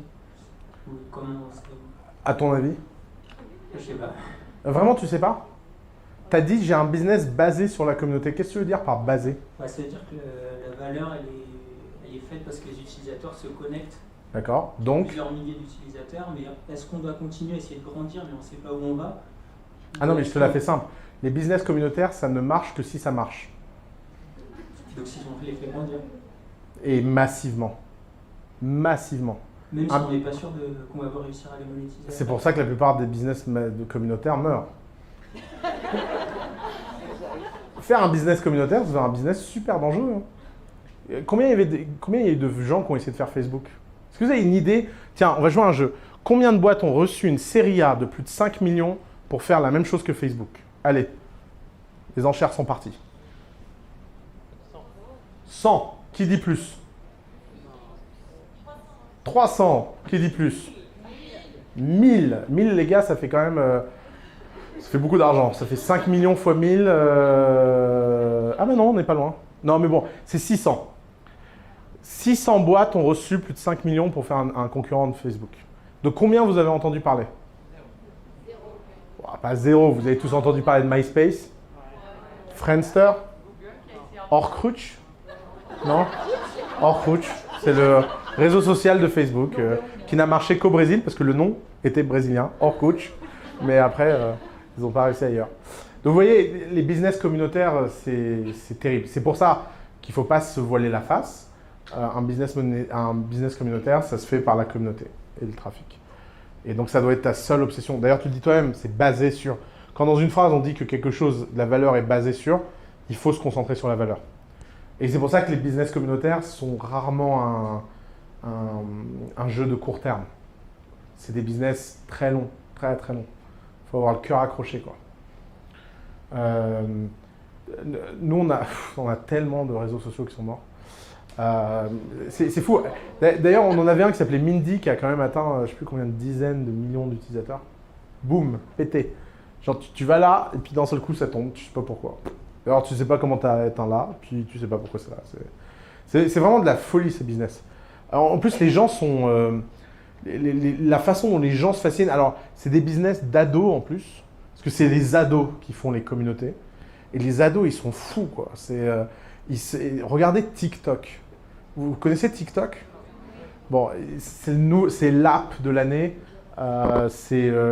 En usage, c'est 3 fois Instagram, TikTok. Ce n'est rempli que de gamins de 15, 16, 17 ans. Il y a 2 ans, ça n'existait pas. Enfin, c'est vraiment des trucs qui sont assez dingues en termes de croissance. Mais très très dur à survivre. Question? Ouais. Les niches. Les niches, quoi? De toutou ou de... Voilà. Les niches, est-ce que tu conseilles de choisir une niche ou ça dépend du business? Il faut toujours commencer dans une niche. Il faut toujours commencer dans une niche. C'est plus confortable. Les niches sont très confortables. En fait, la règle, elle est simple. C'est que dès que vous faites quelque chose, demandez-vous quelle est la façon la plus radicale et simple de la faire. C'est une règle toute bête. Dès que vous faites une action, dès que vous prenez une décision, dès que vous vous demandez quoi faire, vous vous posez la question, quelle est la façon la plus radicale, simple? Radicale complexe, ça c'est pas pour vous. Radicale simple. C'est cette tension-là que vous voulez. Si vous arrivez à faire hyper simple, hyper radical, que vous êtes là dans la matrice, là vous avez une solution. Et la façon la plus simple dans un marché de faire radical et simple, c'est une niche. C'est tout bête. En recrutement, ça marche. En product development, ça marche. En fundraising, ça marche. En général, plus radical, le plus simple, c'est beaucoup, beaucoup de valeur. Question? Non mais attends, je suis désolé. Je peux même pas prendre ta question, en fait. Ça me gonfle, en fait. Il y a 150 nanas, c'est les 2 mecs qui posent des questions. Non mais sérieux, on en parle là ou on n'en parle pas? Ça vous choque pas? Vous trouvez ça normal ou pas? Mais c'est quoi le problème en fait? Non mais je veux bien l'éducation, le machin, le truc, c'est bon, ok, c'est super. Balancez ça par la fenêtre. Arrêtez d'être des meufs quoi. Enfin, c'est un truc... Non mais c'est vrai. C'est pas... Moi j'ai pas envie de vivre dans une société... Alors déjà, vous imaginez les emmerdes pour nous. On a 262 startups, 3 meufs CEO. Vous imaginez quand on part en week-end à quel point c'est la loose. Enfin... Cet été, on fait un summer camp. Heureusement qu'il y a les meufs de notre équipe. Hein. Sinon, enfin, c'est horrible. En plus, les environnements déséquilibrés hommes-femmes sont des environnements hyper hostiles. S'il y a trop de femmes, ça devient hostile. S'il y a trop d'hommes, ça devient hostile. Un lieu de travail équilibré, ah si, vraiment, c'est... Plus de femmes, c'est jamais très hostile. Ah ouais? Ah bah, je vais te montrer des milieux. Va dans le luxe, tiens, dans les grandes boîtes de luxe ou de la mode. Tu vas voir si c'est pas des environnements hostiles. Qu'on rigole. Qu'on rigole 2 minutes. T'as 80% d'employés féminins, c'est la guerre. Mais c'est tout con, hein. La vie n'aime que l'équilibre. Hein. Dès que tu sors de l'équilibre, c'est pas bon. Enfin bon, vas-y, peu importe. Je pose ta question, mon pote. Non, alors, si tu peux parler de comment trouver des idées. Et pour moi, on ne peut pas réinventer la roue, donc tout a été déjà créé. Donc pour toi, comment tu pourrais conseiller? Alors c'est pas vrai que tout a été créé. La preuve, tous les jours, tu vois des choses qui n'avaient jamais été faites. Mais c'est sûr que c'est pas le sujet. Alors, la façon dont les gens d'habitude trouvent leurs idées, c'est qu'ils regardent, ils essaient de trouver un pourquoi qui les intéresse. Et à partir de ce pourquoi, ils essaient de trouver un quoi. Et une fois qu'ils ont trouvé un quoi, ils se demandent qui. La meilleure façon de faire, c'est de faire l'inverse.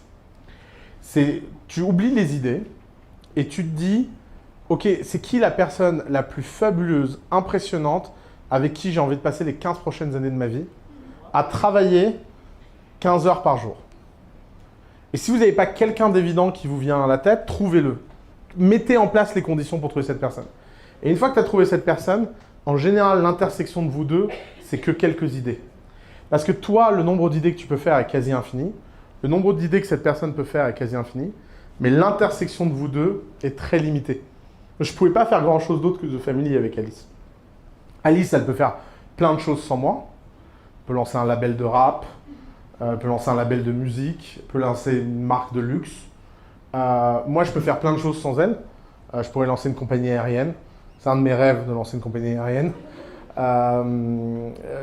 etc. Mais l'intersection de nous deux, il n'y a pas grand-chose d'autre que The Family. Donc le qui est beaucoup plus puissant que le quoi, qui est beaucoup plus puissant que le pourquoi. Et si vous avez le qui est très fort, vous atterrissez sur un quoi naturel qui vous amène à un pourquoi encore plus naturel. Et c'est comme ça que nous, on fait pour aider les gens à trouver des idées. Ça marche plutôt bien, en fait. Ouais. Ah, merci. Moi, il y a une bonne transition là. Moi, j'ai une question assez précise. En fait, je sais que tu pensais, dur comme fer, que solopreneur, c'était pas une bonne idée. Je sais que tu as changé d'avis. Ouais. Comment J'ai pas changé d'avis. Les gens, les gens veulent entendre ça, mais c'est pas ce que j'ai dit. Okay. Non, ce que j'ai dit, c'est que donc on a une politique à The Family qui est de ne pas prendre les entrepreneurs seuls. Et c'est une politique qu'on n'a évidemment pas réussi à tenir, parce qu'il y a plein d'entrepreneurs seuls qui sont venus. Maintenant, les gens qui sont seuls en tant qu'entrepreneurs, ils ont tous les mêmes caractéristiques. C'est qu'en général, ils ont des problèmes à faire confiance et établir des liens avec des gens. Il y a 7 milliards d'habitants sur Terre. Si vous essayez vraiment de me regarder dans les yeux et de m'expliquer que vous avez trouvé personne, et qu'il n'y a personne sur Terre qui peut être votre associé à égalité, c'est louche. C'est louche. Et en fait, ce qu'on a compris, c'est que ça ne sert à rien de lutter contre la nature des gens. Il y a des gens qui sont comme ça, ils n'ont pas l'énergie. Et donc les solopreneurs, ils ont comme caractéristique en général d'être moins solides sur le long terme. Parce que quand tu es seul, l'entrepreneuriat, c'est toxique. Mais par contre, il y a un truc qui est vrai, c'est qu'ils vont beaucoup plus vite. Ils constituent des équipes beaucoup plus rapidement. Ils sont beaucoup plus dictatoriaux. Parce qu'en général, la logique de pourquoi ils sont associés à personne s'exprime bien là-dedans. Et on arrive à leur faire faire, on a réussi à comprendre comment les accompagner. Et donc, c'est plus un truc qu'on refuse. Maintenant, ce que je sais, c'est qu'aucun Google, Facebook, Instagram, Airbnb, Dropbox ou toute boîte Apple, Microsoft, je ne sais pas quoi, sera créé par un solopreneur. C'est pas possible. Pourquoi ? Parce que mentalement, personne ne peut tenir. Ouais. C'est impossible de tenir aussi longtemps. L'entrepreneuriat, en fait, ce que les gens ne comprennent pas dans l'entrepreneuriat, c'est que le succès est quasi linéaire. Ça ressemble à ça, le succès en général. Au début, c'est un peu lent et puis ça accélère. Vous avez l'impression que c'est une exponentielle, puis ça devient asymptotique. Ça ressemble à ça. Les emmerdes, c'est une exponentielle. Et donc, ce qui se passe, c'est qu'au début, vous avez toujours un moment de grâce. D'ailleurs, tous les entrepreneurs qui démarrent ne comprennent pas les entrepreneurs d'expérience qui leur disent « tu vas voir, c'est de plus en plus dur, tu vas en chier ». Parce qu'au début, il y a toujours ce moment de grâce, au début, où les choses se passent bien, prenez de bonnes décisions, les clients payent, et puis vous grandissez, et puis d'un seul coup, vous commencez à prendre des emmerdes. Et les emmerdes sont de deux types. D'abord endogènes, c'est-à-dire internes à la boîte, parce que la complexité d'une boîte est croissante. Coordonner 4 personnes, c'est pas 2 fois plus dur que 2. C'est factoriellement plus dur. C'est-à-dire que c'est 12 fois plus dur.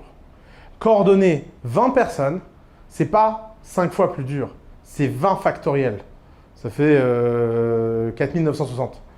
Et ainsi de suite. Et en fait, c'est horrible. Les gens quand les gens sont mis en groupe et que vous essayez de grossir votre boîte, c'est comme si vous aviez des gens dont le seul métier était de saboter votre boîte. Plus vous grossissez, plus le nombre de saboteurs augmente. Regardez le scandale que Facebook a eu l'année dernière avec cette histoire, je ne sais pas si vous avez entendu, où on a appris que Facebook avait créé un département pour piquer de l'argent à des gosses. Je ne sais pas si vous avez entendu cette histoire. Facebook est poursuivi parce qu'ils avaient un département qui avait mis en place des algos pour rendre les gosses addicts avec le téléphone de leurs parents.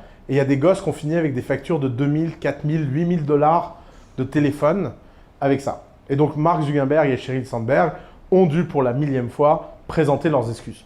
Maintenant, passons de l'autre côté du miroir. Combien ils ont gagné ces deux cons dans ce département ? 4 millions, 10 millions, 20 millions ? Qu'est-ce que c'est ? 20 millions, ça représente, je crois, 1 heure de profit pour Facebook. 1 heure.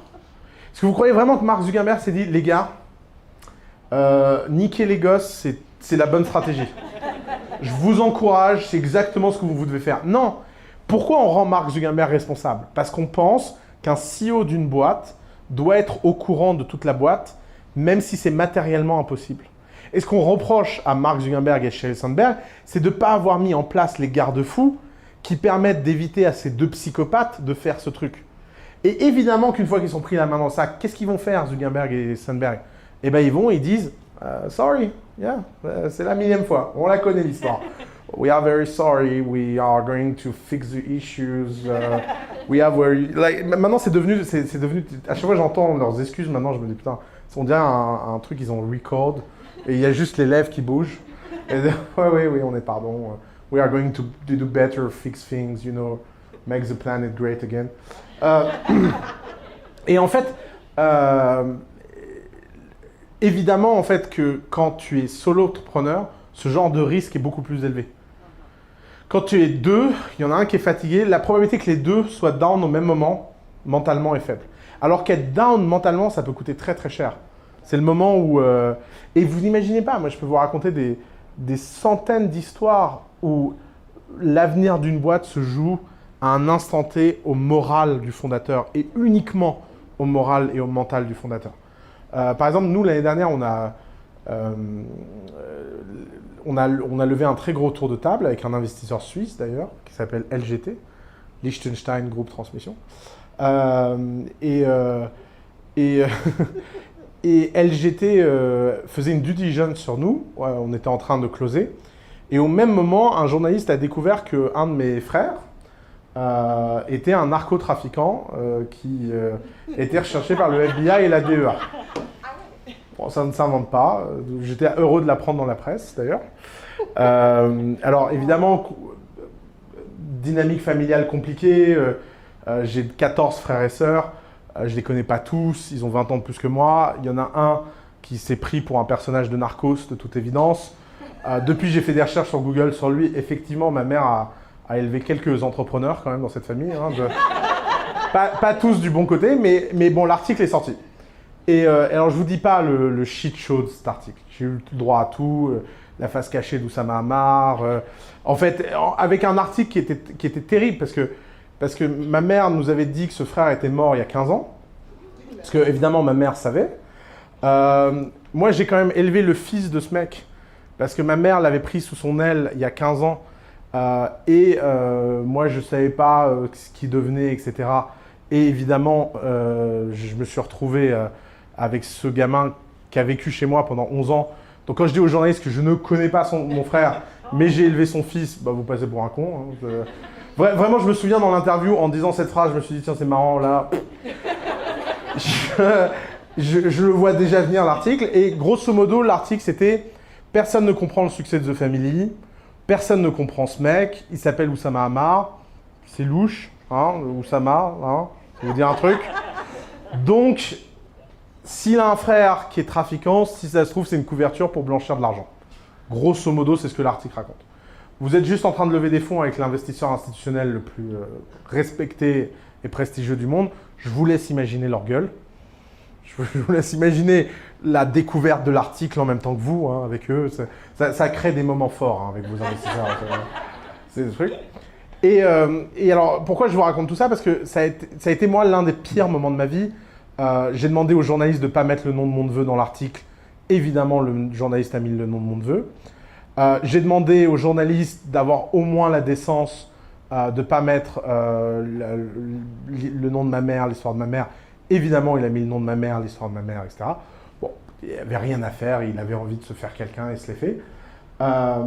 Et il y a eu, alors je ne vous dis pas, j'ai fait la une du journal du dimanche en France avec moi les bras croisés derrière Macron. Et le titre, c'était « L'entrepreneur qui a arnaqué Macron ». Donc il y a quand même le président de la République qui vous envoie un texto pour savoir si ça va. Enfin, vous dites mais qu'est-ce qui se passe? Et l'investisseur donc a fait son enquête, a découvert qu'on était des gens honnêtes, a décidé de confirmer son investissement. Et il y a eu un petit moment où vous êtes dans une pièce, vous venez de vivre ça pendant 2 mois, vous ne savez pas si votre boîte va survivre ou pas parce que vous ne savez pas si l'investisseur va mettre. En clair, ces gens-là se seraient retirés, c'était fini The Family. Les gens auraient dit, mais si eux se retirent, ça veut dire qu'ils ont découvert des trucs catastrophiques et l'article est jusque la pointe. Si eux confirment, les gens se disent, en fait, cet article, c'est de la connerie.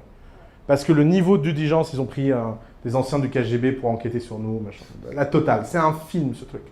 Et donc, vous vous retrouvez dans une salle où le type, il vous regarde comme ça, et il vous dit, écoute, Oussama, on a toujours su que tu étais quelqu'un de bien, on est très content des résultats de l'enquête, on va confirmer notre investissement. Par contre, tu comprends, on ne peut pas les faire dans les mêmes conditions que ce qu'on avait envisagé au début, parce que la situation n'est pas la même. Bah, dans ce moment-là, qu'est-ce qui vous sauve? Le mental. Dans ce moment-là, d'abord, si tu n'as pas de cofondateur, prendre une décision seule comme ça, c'est impossible. Moi, je suis sorti de la pièce 5 minutes, j'étais en palpitation, j'avais le cœur comme ça. Et j'ai vu Alice, et j'ai dit ça à Alice. Et Alice, qui n'est pas dans les négos, qui n'a pas vécu la relation avec eux, qui n'a pas peur, parce qu'elle est extérieure à ça, et qui n'a aucune conscience des conséquences financières de tout ça. Et qui dit « Oh, ils en bat les couilles, on les emmerde! Quoi, ils veulent profiter de nous ?» Et là, vous regardez ça, et tu re-rentres dans la pièce, et t'es gonflé, et tu dis « On s'en bat les couilles !» C'est bon?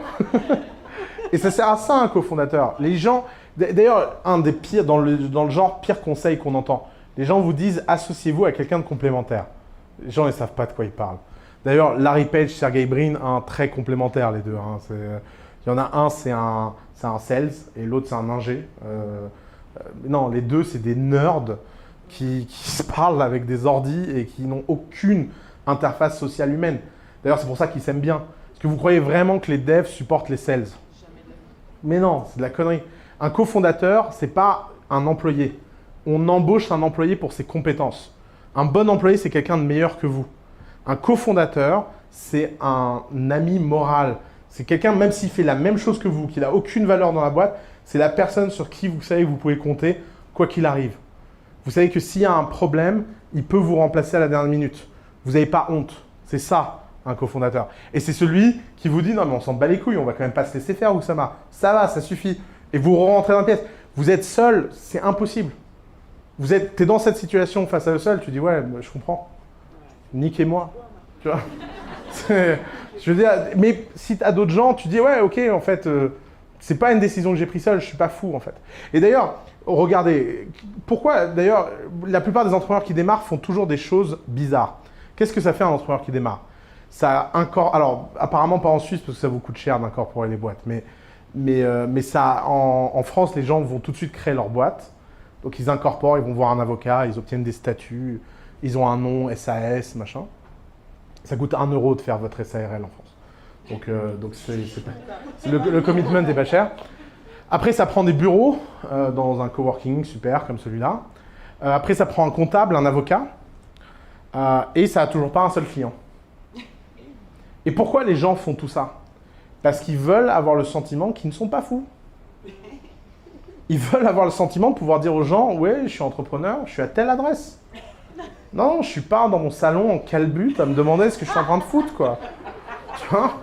Je veux dire, si vous êtes un entrepreneur et que vous racontez la réalité de... Si la plupart des entrepreneurs racontaient pour de vrai leur première année, ça ferait un livre très drôle.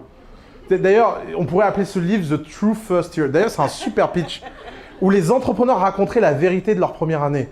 Nous, notre première année à The Family, on a passé 80% de notre temps, littéralement, hein, à jouer au basket contre le mur dans le bureau. Parce qu'on n'avait rien à foutre. Il y avait personne qui nous connaissait. On disait « Ouais, on peut aider les entrepreneurs ». Il y en avait 5 à aider. Et vous savez pourquoi? C'était tellement drôle. On avait tellement rien à foutre la première année que le jeudi, The Family à l'époque était dans mon appart, on avait créé une institution qui s'appelait Thursday Dinner.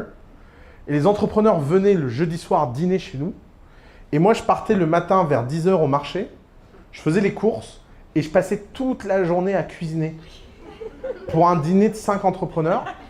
Et avec Alice, on se regardait, on se disait « Ouais, c'est... value add today. » On ne savait pas quoi faire. Et vraiment, ça met du temps de savoir... La plupart des entrepreneurs, la première année, leur niveau de glande est hors du commun. Mais en fait, ce niveau de glande, il est hyper important. D'abord, c'est des moments que vous allez chérir et regretter. Des fois, moi, je regarde cette première année, je me dis, putain, le basket contre le mur, les courses du jeudi. Je crois que ça fait 4 ans que j'ai pas cuisiné un truc. Ça fait 4 ans que j'ai pas trouvé une minute pour cuisiner un truc. C'est délirant en fait. À quel point une fois que vous êtes dans la machine à laver et que les emmerdes démarrent, vous pouvez plus vous unplugger. Et la deuxième chose, c'est que c'est parce que vous avez ce temps libre, que vous avez tout ça, que vous pouvez faire des choses. Et c'est pour ça qu'il ne surtout pas faire de faux travail. Le faux travail, c'est très dangereux. Parce que le faux travail, ça vous fait sentir bien. Si vous cochez les cases de la légitimité, vous allez vous sentir super bien. Vous allez vous dire, bah oui, je suis un entrepreneur, j'ai un bureau, je fais pas la cuisine le jeudi, je fais des réunions. D'ailleurs, on a un brainstorm sur tout ce qu'on a imaginé qu'on fera jamais. Et en fait, non, il faut assumer le côté loser des entrepreneurs. D'ailleurs, les second-time entrepreneurs, les third-time entrepreneurs, c'est magique à voir. Nous, on commence à avoir notre première génération d'entrepreneurs qui recommencent pour la deuxième fois à The Family. C'est tellement agréable. Les mecs, ils sont tellement souffert la première fois que tout ça, mais genre, par exemple, là, on en a un, il a levé pas mal de fonds parce qu'il est célèbre et tout. Je lui dis, mais alors c'est quoi ton objectif de la première année? Il me dit, écoute, déjà, si on sort un produit, on est content. Le même mec, la première fois, il me disait, oui, alors à la fin de l'année, on a 4000 clients. Mais c'est parce qu'en fait, il sait très bien qu'en fait, ça va pas être possible, que tout ce qu'il espère, ça va pas marcher, mais que c'est pas grave en fait. Faut être à l'aise avec ce chaos. Et ça sert à ça, un cofondateur. Il y avait plein de questions là, ouais. Là. Hop. Justement, quand on crée une société avec un produit, Ouais. 80% de l'investissement part dans le produit. Du coup, les 3/4 du temps, on n'a plus beaucoup de fonds pour justement lancer le produit Ouais. et recruter. C'est pour ça qu'il faut juste jamais faire ça. C'est pour ça qu'il faut toujours vendre un produit avant de le fabriquer. Toujours. C'est une règle toute bête. C'est beaucoup plus facile de vendre quelque chose qui n'existe pas que quelque chose qui existe. C'est très contre-intuitif. De faire de la précommande. Non, mais appelle ça comme tu veux. Le problème, c'est qu'après, les gens disent Kickstarter. Après. Non. Juste, tu vends avant de fabriquer. Tu te démerdes. Quelle que soit la façon de faire, tu le fais. Parce que si tu n'arrives pas à vendre avant que ça existe, quand ça existera, ça ne se vendra pas. Parce qu'en fait, la courbe, par exemple, si tu vends 3 millions sur Kickstarter, la première année, tu fais 500 000. Alors que les gens pensent qu'ils ont vendu 3 millions sur Kickstarter, la deuxième année, ils vont faire 6. Non. Ça fait ça, parce qu'une fois que c'est réel. Et c'est simple à comprendre. Si je viens de pitcher un produit qui n'existe pas, et je te dis achète-le, qu'est-ce que tu fais? Tu es dans Minority Report. Tu as de l'espoir. Tu es dans l'interface. Le mec, il dit je vais faire ABC, et toi, tu vois alpha, bêta, gamma. Et tu dis ouais, c'est génial. Et vous avez l'impression de vous comprendre. Mais en fait, s'il y avait à ce moment-là une caméra de ce qui passait dans votre tête à tous les deux, il y aurait des trucs totalement différents. Et un an après, tu viens avec le vrai produit et tu dis voilà, tada! Et là, le mec, il n'a rien fait. Ah ouais, t'es sûr? Et en fait, c'est pas grave, il a payé. Et c'est hyper important. C'est hyper important de vendre ce qui n'existe pas. Si vous n'êtes pas capable de vendre ce qui n'existe pas, vous ne serez jamais capable de faire exister ce qui doit être vendu. Quand le produit a déjà été créé. Bah t'es dans la merde. T'es dans la merde. Mais vraiment, c'est hyper dur. Parce qu'en fait, d'abord, donc maintenant, alors soyons hyper concrets. Il a été vendu, t'as plus d'argent. La seule chose que tu as à faire, c'est d'en vendre plein qui n'ont pas été créés. Point. Pour essayer de te sauver. Et d'essayer de redonner de l'espoir sur la version qui va ressortir. C'est-à-dire que tu ne vends pas la version qui existe, tu vends la version qui existera après. Mais tu es obligé de faire passer le rêve, en fait. Et c'est plus dur que de carrément vendre quelque chose qui n'existe pas. Mais tu peux se sauver par là. Tu as un petit chemin là pour te sauver par là. Et c'est pour ça que c'est dur. D'ailleurs, quand on dit produit, les gens entendent produit physique. Mais produit virtuel, c'est la même chose. Hein. Ne développez jamais un SaaS qui n'a pas de client. Hein. Ne développez jamais un... Ça ne sert à rien de ne pas affronter le test client le plus tôt possible. Il y avait une question dans le fond là, c'est ça? Non, j'ai rêvé. Ah si, ouais. Moi j'avais une question un peu perso pour toi. Ah intéressant. Quand on se lance, en fait, on a des grosses périodes de doute. Et moi je serais curieuse de savoir comment toi tu gères ça. Enfin, si Le doute? Mais bien sûr que je doute, mais... alors, d'abord, ça fait longtemps que je fais ça, moi. Donc, forcément, avec l'expérience, tu apprends des choses. Mine de rien, cette année, c'est c'est ma 14e année en tant qu'entrepreneur. Forcément, au bout de 14 ans, si tu as encore les mêmes doutes que la première année, ça ne marche pas. Mais si je me souviens de comment j'étais, j'avais 2 problèmes récurrents que j'ai appris à gérer. La première, c'était cette obsession que les gens m'aiment. Ça, c'est très dur quand vous êtes entrepreneur. Vous avez besoin que les gens vous aiment. Et les gens, c'est l'enfer. C'est l'enfer. C'est une prison. Quand vous essayez de chercher la validation extérieure des gens, vous vous en sortez pas. Et la deuxième chose, c'est que les doutes viennent souvent de la peur d'échouer. Elles viennent, tu doutes parce que tu dis, je suis en train de faire un truc, et si je fais beaucoup d'efforts et beaucoup de machin, et que ça ne marche pas, alors qui je serai? Et la bonne façon de résoudre ce problème, c'est de préférer le voyage à la destination. Encore une fois, si tu aimes vraiment le voyage, si tu apprends à bien voyager, à apprécier le process, à apprécier cette incertitude. Maintenant, quand je fais un de mes pouvoirs magiques, c'est de faire des choses débiles avec beaucoup de sérieux. Mais vous n'imaginez pas le plaisir que je prends quand des trucs débiles marchent. Un bon exemple, la structure économique de The Family. On a The Family, quand on a commencé, tout le monde nous a dit que c'était impossible. Tout le monde nous a dit personne ne va vous donner 5% gratuitement, ça n'existe pas. On a dit ah bon, pourquoi pas?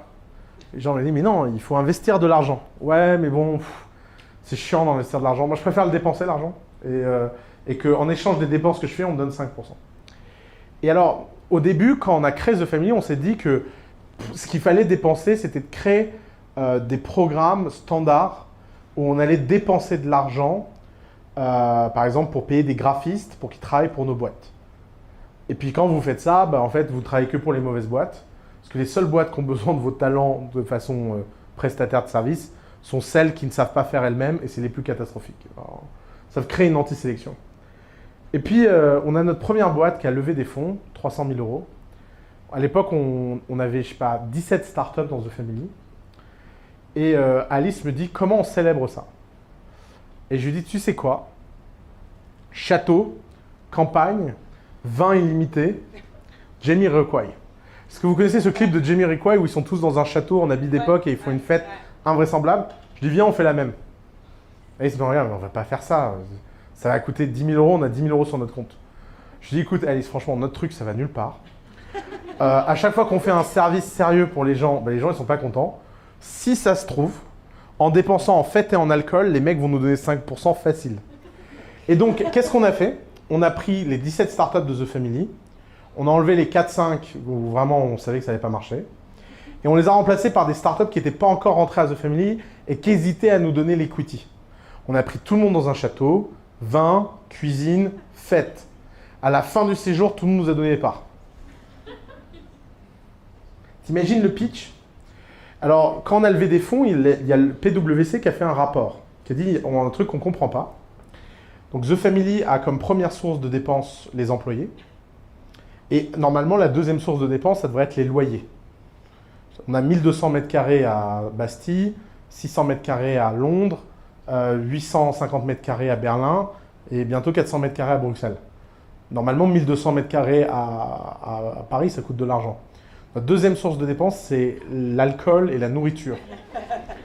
Et les mecs, dans leur rapport, ont mis un truc du genre une optimisation simple de la bottom line de The Family viserait à rationaliser les coûts d'achat de vin, de nourriture, etc. Mais c'est parce que les mecs ne savent pas qu'avec notre pinard et nos fêtes, on a 5% gratos des boîtes. Et c'est le secret qu'aucun entrepreneur ne dira jamais. Évidemment qu'un entrepreneur ne peut pas aller voir sa famille et dire ouais, il y a ces mecs, j'aurais donné 5% parce qu'on fait des fêtes. Tu vois, et évidemment qu'en fait, c'est pas que la fête. Qu'est-ce qui s'est passé dans ce week-end? Dans ce week-end, il s'est passé 3 trucs. Évidemment qu'on a beaucoup bu. Qu'est-ce qui s'est passé quand les gens ont beaucoup bu? Ils ont commencé à se révéler. Qu'est-ce qui s'est passé quand ils ont commencé à se révéler? Ils ont commencé à s'entraider. Qu'est-ce qui s'est passé quand ils ont commencé à s'entraider? Toutes les boîtes valaient plus que quand elles sont arrivées. Et il commençait à y avoir des trucs magiques. Algolia qui faisait des trucs pour Bunker qui faisait des trucs pour machin et tout. Et en fait, on était là, mais ça fait des mois qu'on essaie de mettre ces cons autour d'une table pour qu'ils bossent ensemble. alors qu'il s'agissait de voir ce que les écoles de commerce et d'ingénieurs font. C'est faire boire tout le monde pour que les gens s'aiment toute leur vie. Et c'est vieux comme le monde. Tous les vieux rituels de fêtes de village, de machin. Pourquoi avant, dans les sociétés tribales, on mettait un feu, tout le monde dansait autour et on buvait et on chantait? Parce que c'est la meilleure façon de créer du lien. Si c'est vrai sous Néandertal, c'est vrai sous nous aussi, en fait. Et il fallait juste trouver un moyen de le faire. Mais cette idée, maintenant, elle est hyper rationnelle, elle a été hyper comprise. C'est la valeur contre-intuitive de The Family, mais elle est impossible à faire si tu ne fais pas quelque chose de débile. Si tu ne prends pas les 10 000 € que tu as sur ton compte et tu les claques. Ben, il faut le faire. Et la plupart du temps, quand on fait ça, ça ne rapporte rien. Et c'est pour ça qu'il ne faut pas avoir de doute. Parce qu'en fait, le doute, c'est la double peine. Le doute, c'est un peu comme les gens qui ont peur. Vous savez, la peur, c'est une décision. Le danger, lui, est réel. Mais la peur, c'est un choix. La peur, c'est le rapport que vous avez au danger. Mais le danger, il ne va pas mieux ou moins bien parce que vous avez peur. Le danger, il ne va pas vous dire « Bravo, ta peur me va bien, je vais être moins dangereux ». Non, en général, d'ailleurs, un truc qui me fascine en ce moment, si vous voulez regarder, si vous avez des insomnies comme moi, c'est les vidéos de testament de base jumper. Vous savez, le base jump, c'est le sport le plus dangereux du monde. Il n'y a rien qui tue plus au monde. Quand vous sautez en base jump, la probabilité de mourir est supérieure à la probabilité de survivre. Dans le genre sport extrême. Et donc, la seule façon d'augmenter vos chances de survie, c'est de faire des testaments. Et donc, les base jumpers racontent qu'un test pour eux, c'est d'aller voir leurs proches et leurs enfants, leur dire « Dimanche, je saute, conditions sont difficiles, je risque de mourir. Mais t'inquiète pas, c'est mon choix. » Et s'ils ne sont pas capables de faire ça, le risque de sauter est trop élevé. Pourquoi? Parce que comme les décisions se prennent en millièmes de micro de seconde, si vous avez le moindre regret ou le moindre doute à ce moment-là, ça peut vous être fatal. Et donc, tous ces mecs-là, leur seule préparation mentale, c'est l'acceptation de la mort pour la refuser. C'est en acceptant profondément le fait qu'ils vont mourir que, résultat, ils peuvent tout faire pour survivre. L'entrepreneuriat, c'est la même chose. Si vous n'êtes pas capable de regarder ce que vous faites et vous dire « Ok, tout ce que je fais là… » Moi, des fois, je me regarde dans la glace et je me dis « Tout ce que je fais, tout mon travail, toutes ces années passées, ça vaut rien. Ça va finir en poussière. Est-ce que je suis quand même heureux de le faire? Cool, on continue. Et dans ce cas-là, il n'y a plus besoin d'avoir de doute. Pourquoi faire le doute? Ça sert à quoi? Le doute, c'est quand on essaie de prendre une décision. La décision, elle a déjà été prise. Et donc, la seule chose que vous avez à faire à ce moment-là, c'est d'avancer. Et c'est purement de la préparation mentale. C'est comme les sportifs de haut niveau, c'est comme les base jumpers, c'est simplement comprendre ce paradoxe qui est qu'il faut accepter les choses pour avoir une chance de les refuser. Si vous avez peur de rater votre boîte, je vous garantis que vous allez la rater. C'est évident. Parce qu'au moment où il va falloir prendre une décision contre-intuitive, vous allez aller dans le mur. Au moment où il va falloir prendre la bonne décision, vous allez aller dans le mur. Et nous, on le voit à The Family tout le temps. C'est vraiment triste à voir. C'est ces gens qui se sabotent. Ils sont dans une situation et ils paniquent et ils se sabotent. Et vous ne pouvez rien pour ça. Vous ne pouvez pas commencer à dire rationnellement au type « Attends, regarde, il y a d'autres choses. » Non.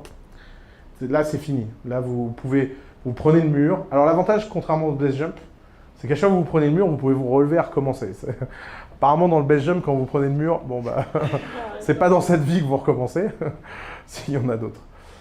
Question? Ouais. C'est pas un petit peu par rapport à la peur de l'endettement, justement, si on a une bonne idée. Jamais vous endetter. Donc, par rapport aux fonds propres, est-ce que tu préconises de mettre un maximum de ses propres fonds? Non. Jamais votre argent, jamais de dette. C'est les deux règles de l'entrepreneuriat. Vous devez prendre des risques, la tête tranquille. La dette, ça ne finance pas l'innovation. La dette, ça finance les rentes et les voleurs. C'est pour ça que c'est utilisé dans l'immobilier. C'est vraiment, la dette, c'est un instrument d'asservissement pour vous mettre dans une situation où vous ne pouvez pas être libre de prendre la moindre décision radicale et simple. La dette, c'est vraiment… Alors évidemment, si vous faites un business de rente, hyper structuré, vous savez que les revenus viennent, que vous soyez bon ou pas, vous prenez de la dette pour vous leverager, oui, très bien. Mais ça, ce n'est pas des trucs d'entrepreneur. C'est des trucs de gestionnaire, de retournement. C'est vraiment des trucs au mieux de gestionnaire, au pire d'escroc. Mais Quand vous êtes un entrepreneur, vous avez une incertitude, et l'incertitude, ça ne peut pas avoir de mensualité. Vous ne pouvez pas mettre en face de l'incertitude des échéances. D'ailleurs, aucun endroit dans l'histoire d'innovation n'a jamais été financé par la dette. La Renaissance italienne n'a pas été financée par la dette. Les banques à Venise n'ont pas été financées par la dette. La révolution industrielle en Angleterre n'a pas été financée par la dette. La révolution industrielle en France n'a pas été financée par la dette. La Silicon Valley n'a pas été financée par la dette. La dette, c'est le diable. C'est simple. D'ailleurs, regardez, c'est un truc de banquier. Enfin, le marketing est dedans, en fait. Et votre argent n'a rien à foutre dans votre boîte. Il n'y a rien de pire qu'investir son propre argent dans une boîte. Je sais qu'il y a des investisseurs qui disent des conneries, genre oui, comme ça, vous êtes commit, machin. Ouais, alors ces gens-là, vous leur dites que vous travaillez 18 heures par jour, ça suffit niveau commitment, que vous n'avez pas besoin en plus de vous mettre en danger à titre perso. Ne vous mettez jamais en danger à titre perso. Si vous voulez prendre des risques dans votre boîte, sécurisez-vous personnellement. Ne mélangez pas les deux. C'est hyper important. C'est vraiment les histoires terribles de gens qui s'endettent parce qu'ils pensent que c'est le dernier coup, le dernier machin. Enfin, la dette, c'est le jeu. Le jeu, c'est pas l'entrepreneuriat. Dernière question, parce que je ne veux pas qu'ils nous mettent dehors non plus, on a encore une verrée qui nous attend. Oui, moi pour continuer sur ce sujet de la dette, en fait, du coup, si on ne doit pas avoir de dette, mais qu'on doit faire des levées de fonds... pas forcément. Alors, c'est quoi la solution? La solution la meilleure d'une boîte, c'est de se financer par ses clients. Point. Tout le reste, c'est des béquilles. La levée de fonds, c'est une béquille. La dette, c'est une catastrophe. Vos propres fonds propres, c'est un handicap. Une entreprise, c'est vous offrez de la valeur à un client. Ce client, en échange, vous donne une partie de cette valeur. Point. Et ça doit suffire à financer votre croissance. 80% des boîtes dans le monde se financent comme ça. C'est les boîtes dont on ne parle jamais. Les boîtes qui lèvent des fonds, la levée de fonds, c'est un hack de l'innovation. C'est parce que les gens sont intéressés par la croissance, mais la croissance ne vient jamais s'il n'y a pas des revenus. Un des trucs qu'on vous raconte souvent, c'est que les boîtes qui lèvent des fonds sont des boîtes qui ne gagnent pas d'argent, mais c'est parce que les gens ne comprennent rien. La façon dont une boîte gagne de l'argent, c'est une vision fiscale. Si vous me dites que Uber ne perd de l'argent parce que Uber dépense plus d'argent qu'il n'en gagne, oui, mais c'est un truc d'impôt. Ce n'est pas un truc réel. Uber dépense, prenez un exemple, l'année dernière, Uber a perdu 1,7 milliard d'euros. Donc ils ont brûlé 1,7 milliard d'euros. Ils se sont introduits en bourse, ils ont levé 8 milliards. La raison pour laquelle Uber brûle 1,7 milliard d'euros, c'est parce que l'année dernière, ils ont dépensé 2,5 milliard d'euros pour mettre au point une voiture autonome. Vous enlevez juste cette dépense et Uber devient profitable. Et évidemment que aucune boîte dans le monde qui lève des fonds n'est pas profitable. Elle peut être techniquement en perte parce que c'est un choix du management, mais son business model, lui, il est rentable. Et toutes les boîtes qui lèvent des fonds ont un business model évident. Le coup de je lève des fonds et je vois plus tard comment gagner de l'argent, ça n'existe pas en fait. Ça, c'est une story de journaliste parce que de temps en temps, il y a une boîte qui a été dans cette situation. Mais c'est très très rare. C'est des outliners. Les boîtes qui lèvent de l'argent sont des boîtes qui gagnent de l'argent. Donc, votre obsession numéro 1, c'est déjà de réussir à créer ce cycle de croissance où vos clients financent votre avenir. Merci.